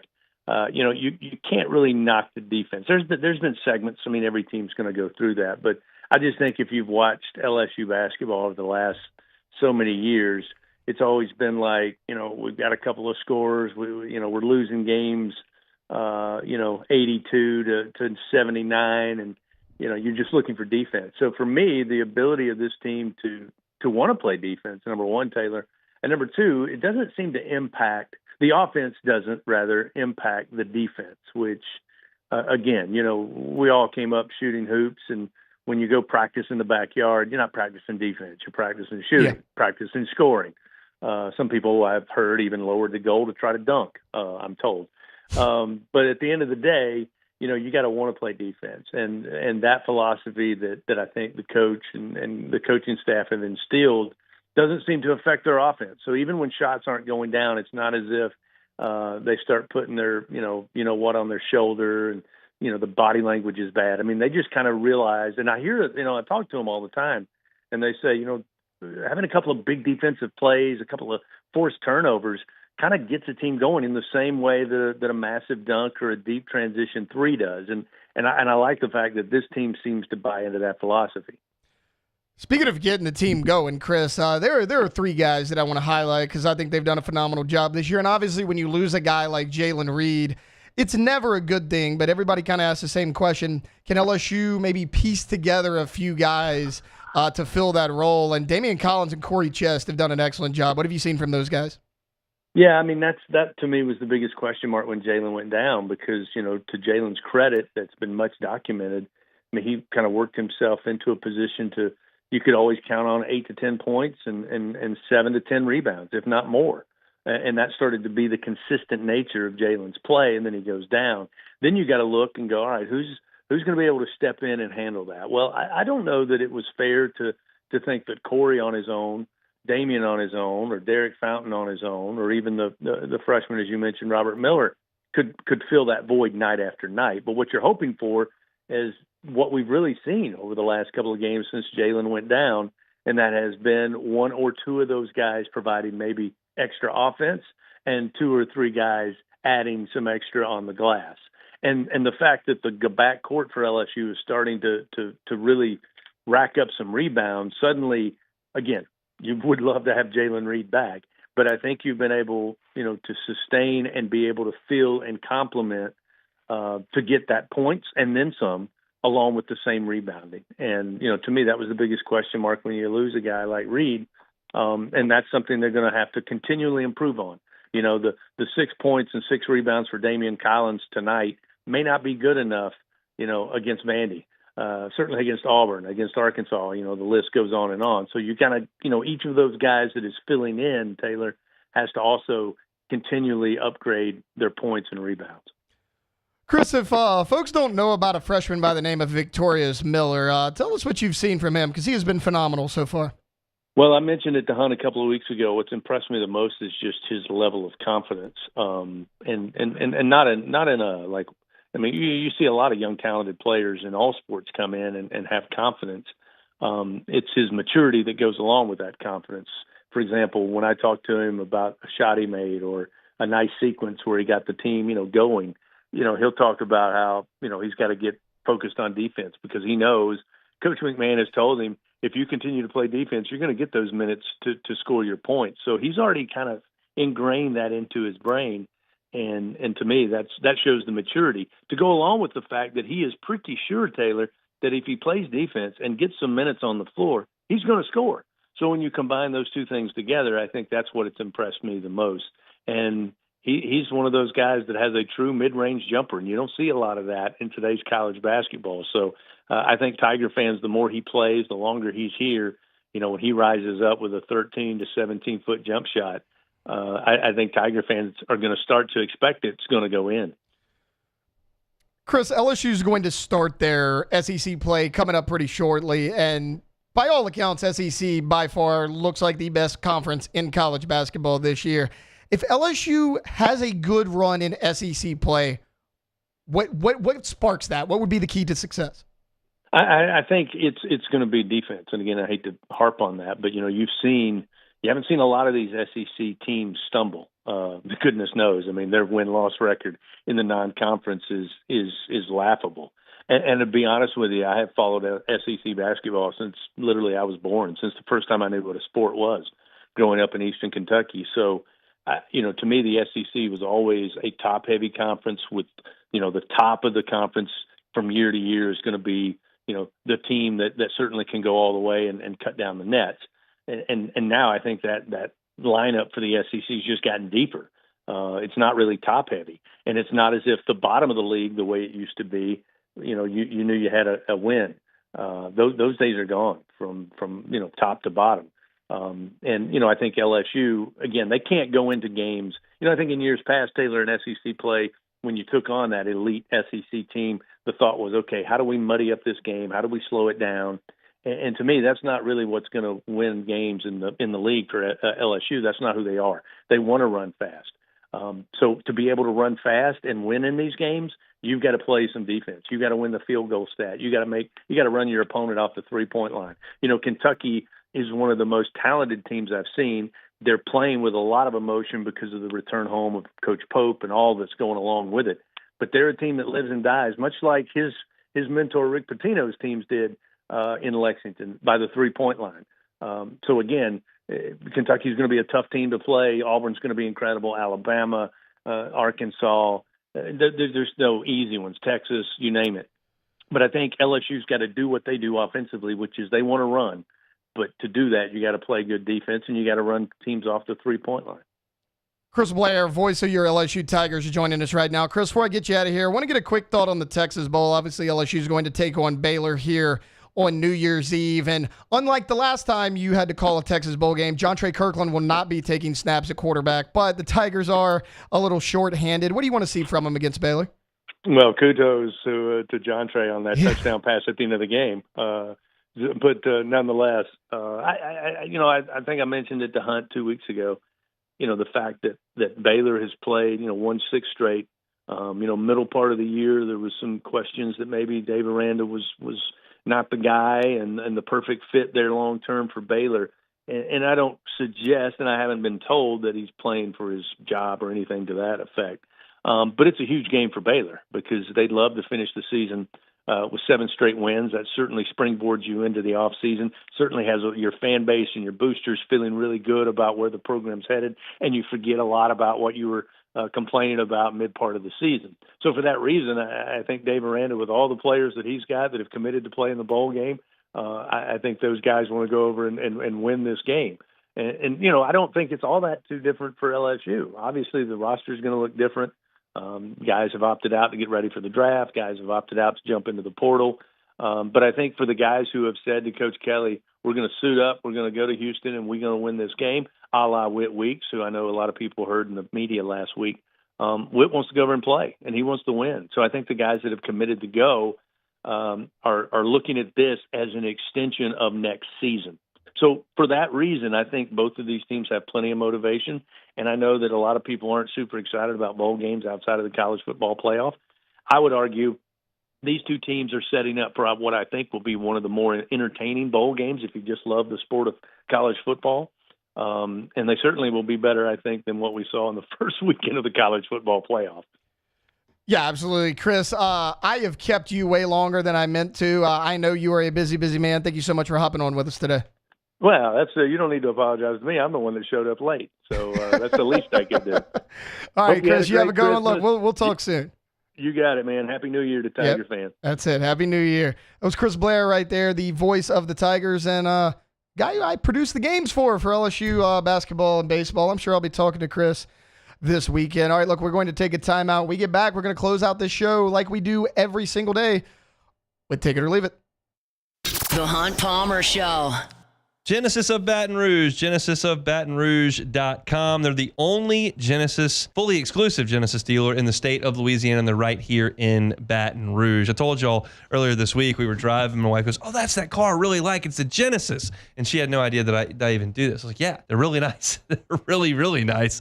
And you should know it too. You don't see a ton of Genesis on the road because it's fairly new to our city here. They've only been at that location for a year and a half, but go check it out. It's a luxury vehicle. It's a luxury experience to be a Genesis driver. That means 3 years of complimentary maintenance, a 10-year, 100,000-mile warranty. It's a luxury experience at a reasonable price over at Genesis of Baton Rouge. Every single car that's on the lot at Genesis of Baton Rouge is online at genesisofbatonrouge.com. And all of them, every single model, from the entry level to the highest end, come with the same safety features. Safety is a priority for Genesis. Go check them out. Genesis of Baton Rouge. They're online at genesisofbatonrouge.com. That's Genesis of Baton Rouge.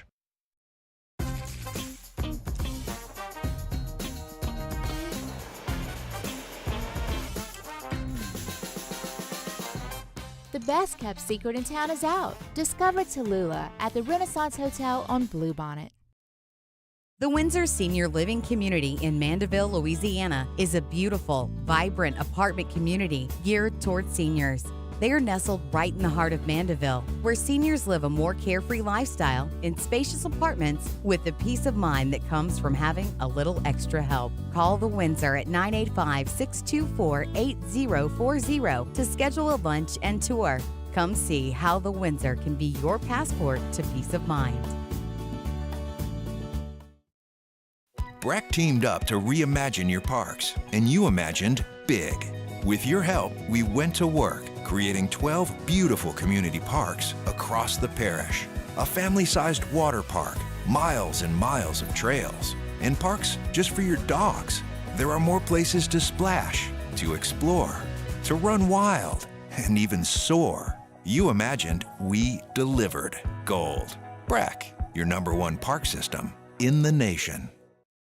Electricity is all around us, and our families depend on it.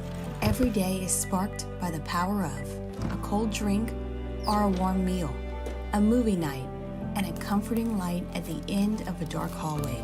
From sunrise to sunset, playtime to bedtime, our team is ready to take care of your electrical needs. Even in the case of an after-hours emergency, the light in your life shines brighter with Mr. Electric.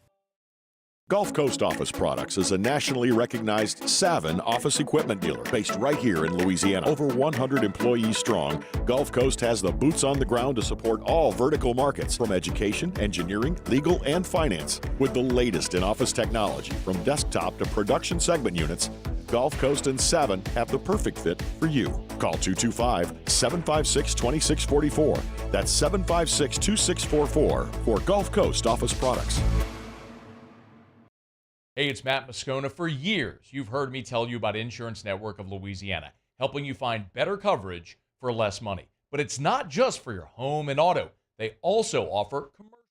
This is the Hunt Palmer Show, brought to you by Rouse's Supermarkets.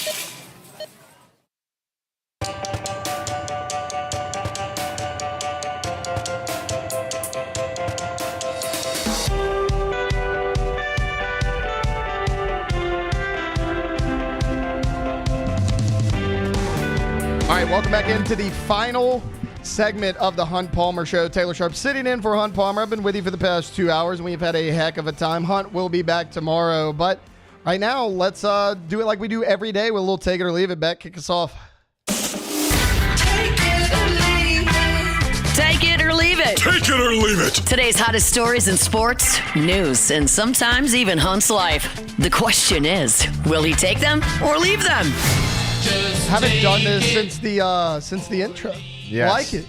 I like the Patrick Star drop in there. Oh, That's absolutely. good. That's a good one. I made sure that was included in the production. But gosh, yeah, shout out to our production people for getting that one done for us. But first one here, working the day after Christmas. Take it or leave it. Well, I guess I got to take it because we are all here, right? And we are. Look, Beck's going to be a trooper with me. I'll take it. For those of you who don't know, I did OTB This Morning video, hosting Hunt Show, video for AFR. Beck is now producing AFR as well, so he's done 3 shows right along with me. So shout out to him. Cassie is here as well. Shout out to her for showing up the day after. Yeah, guys, they fooled us, and everybody took off during the week of Christmas, and nobody told us that was the popular thing to do. So I guess it's kind of on us, but yeah, I mean, I got to take it. We're here, right? Yeah, I wonder, though, now. So now I'm wondering, like, what if everybody just would have taken off? Like, what would happen, you know? Somebody would have had to do it. We're just going to have to call in some scab workers or something? No, like, no, me and Musso were talking Monday, and he was like, right now we don't have an audio producer for AFR for Tuesday or for Thursday. And I'm like, what if we just didn't do it? You know, like what would happen? What if we just didn't do it? Yeah, it's a good question. But, well, we're here. We don't have to know the answer to that, though, because we will be doing it in about 5 minutes. All right, next one here. Pete Carroll back to the NFL, apparently, with some rumors swirling around. Take it or leave it? I'm going to leave it mainly because the rumors have been connecting him and his interest to the Chicago Bears. I don't think that's a good fit. You're going to need a young, offensive-minded guy to relate to Caleb Williams and try to develop him as much as possible. No offense to Pete Carroll. He's 73 years old. You're going to need somebody who's going to be there for a long time to give Caleb some stability. I just don't like the fit, so I'm going to leave it. Yeah, I don't know if the fit is great, but I wouldn't be shocked by it because I think the Bears would like to latch on to a guy like Pete Carroll who's proven to be a winner in the NFL. So it may not be a great fit, but I wouldn't be surprised if it does actually happen. Next one here, Christmas dinner over Thanksgiving dinner. Take it or leave it. Okay, so this is going to be controversial. Cassie over here says no. I'm taking it. Christmas dinner is better than Thanksgiving dinner, and I'm going to explain why. We pretty much have the same thing for Christmas dinner and Thanksgiving dinner. We do mostly. Not a whole lot of difference, but like last night for our Christmas dinner, sitting there with the fam, we're sitting there, we're exchanging gifts, we're all opening presents while we're sitting there eating the turkey, eating the sweet potato, eating the dressing like we do at Thanksgiving. It's Thanksgiving dinner with a Christmas gift exchange. Therefore, Christmas dinner is superior. I'm taking it. Yeah, my family as well does pretty much the same dinner that we do for Thanksgiving. However, I will say that I don't think everybody does that. So in our circumstance, I would say Christmas dinner over Thanksgiving dinner. But in some regard, there may be people who don't do the same thing. So maybe it's not as good for them. But I mean, yeah, I'm with you on it. Cassie, why do you hate Christmas? I don't hate Christmas. I just like Thanksgiving dinner better. Why? We don't do the same. There you go. What'd y'all do last night?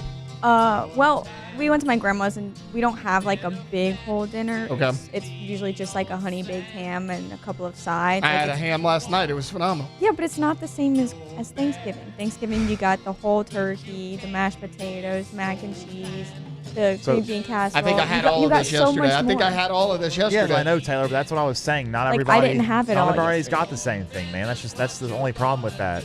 But it's okay. We'll move on. Yeah, what we got next? The Steelers lost their third game in 11 days, and changes are expected to be made. The Steelers should bench Russell Wilson. Take it or leave it. I'm going to leave it. Their other option is Justin Fields, who I think played a little bit over his head. I don't think Justin Fields is a great quarterback. I don't know how much more clear I can make that at this point. I've said it ad nauseum, but what did we really expect from Russell Wilson? I think Russell Wilson has played a little bit above of what I thought he was going to be. I think Russell Wilson has exceeded my expectations. There were people league-wide that thought his career was over after the disaster that was his time with the Denver Broncos. Look, they're 10-6. They've already clinched a playoff spot. This team is going to be fine. You cannot make a move right now. Look, they said changes are coming. I think it's more defensive personnel. I think it's going to be a little bit more on the offensive line to help out Najee Harris and Jalen Warren. You can't make a quarterback change with one game to go before the playoffs. No, I'm leaving it. All right, last one. We just got a minute left here. LSU cornerback signing DJ Pickett is already with the team and is participating in practice at the for bowl preparation. Pickett is a day one starter at LSU. Take it or leave it. I'm going to take it. I'll take it. Every so often you see a guy and you're like, that guy's just different. And I get it. It was footage of practice. But DJ Pickett is 6'3", 6'4". I mean, by the time ball rolls around, he'd probably be 205, 210 out there at the cornerback spot. He seems like he's going to just shut down one side of the field. I mean, that position is very much up for grabs with Zy Alexander leaving, CB1, the top corner on the team. That spot is available. I really like Ashton Stamps. He's a guy who I've been in his corner since he stepped foot on campus. But DJ Pickett is just a different animal. I'm taking it. I think Pickett's going to win that job. All right, look, that's going to do it for a Thursday edition of the Hunt Palmer Show. Me and Beck, we're over there for 3 more hours. Musso right here in the host chair for AFR. That's coming up next here on 104.5 ESPN. The Hunt Palmer Show. Genesis of Baton Rouge. I love telling you about my friends over at Boudreaux's Electric. Neil and Melissa have been running Boudreaux's Electric for 40 years. Now their son Justin has jumped in. He's helping them out as well as the sales manager. I tell you a lot of things about Boudreaux's Electrical. I tell you about the fact that they have full-time employees that do all of their installations and their maintenance. I tell you about the warranties that they have that come with their Generac generators. What I never tell you about Boudreaux's Electrical is that you can pay for some sort of VIP deal because all of their customers get VIP treatment. They're so prompt with their service. They're able to monitor your generator remotely. So if there is an issue, they can send a technician out to deal with it. And you don't have to pay extra for that service. That's not the way they've done business for 4 decades down here in South Louisiana. Give them a call, 985-397-1562. Neil and Melissa Boudreaux have been running this show for 40 years. Give yourself the peace of mind of knowing that you can have that Generac generator before storm season puts you without power. Don't think about it when it's already happened. Think about it right now. Visit them at boudreauxelectrical.com.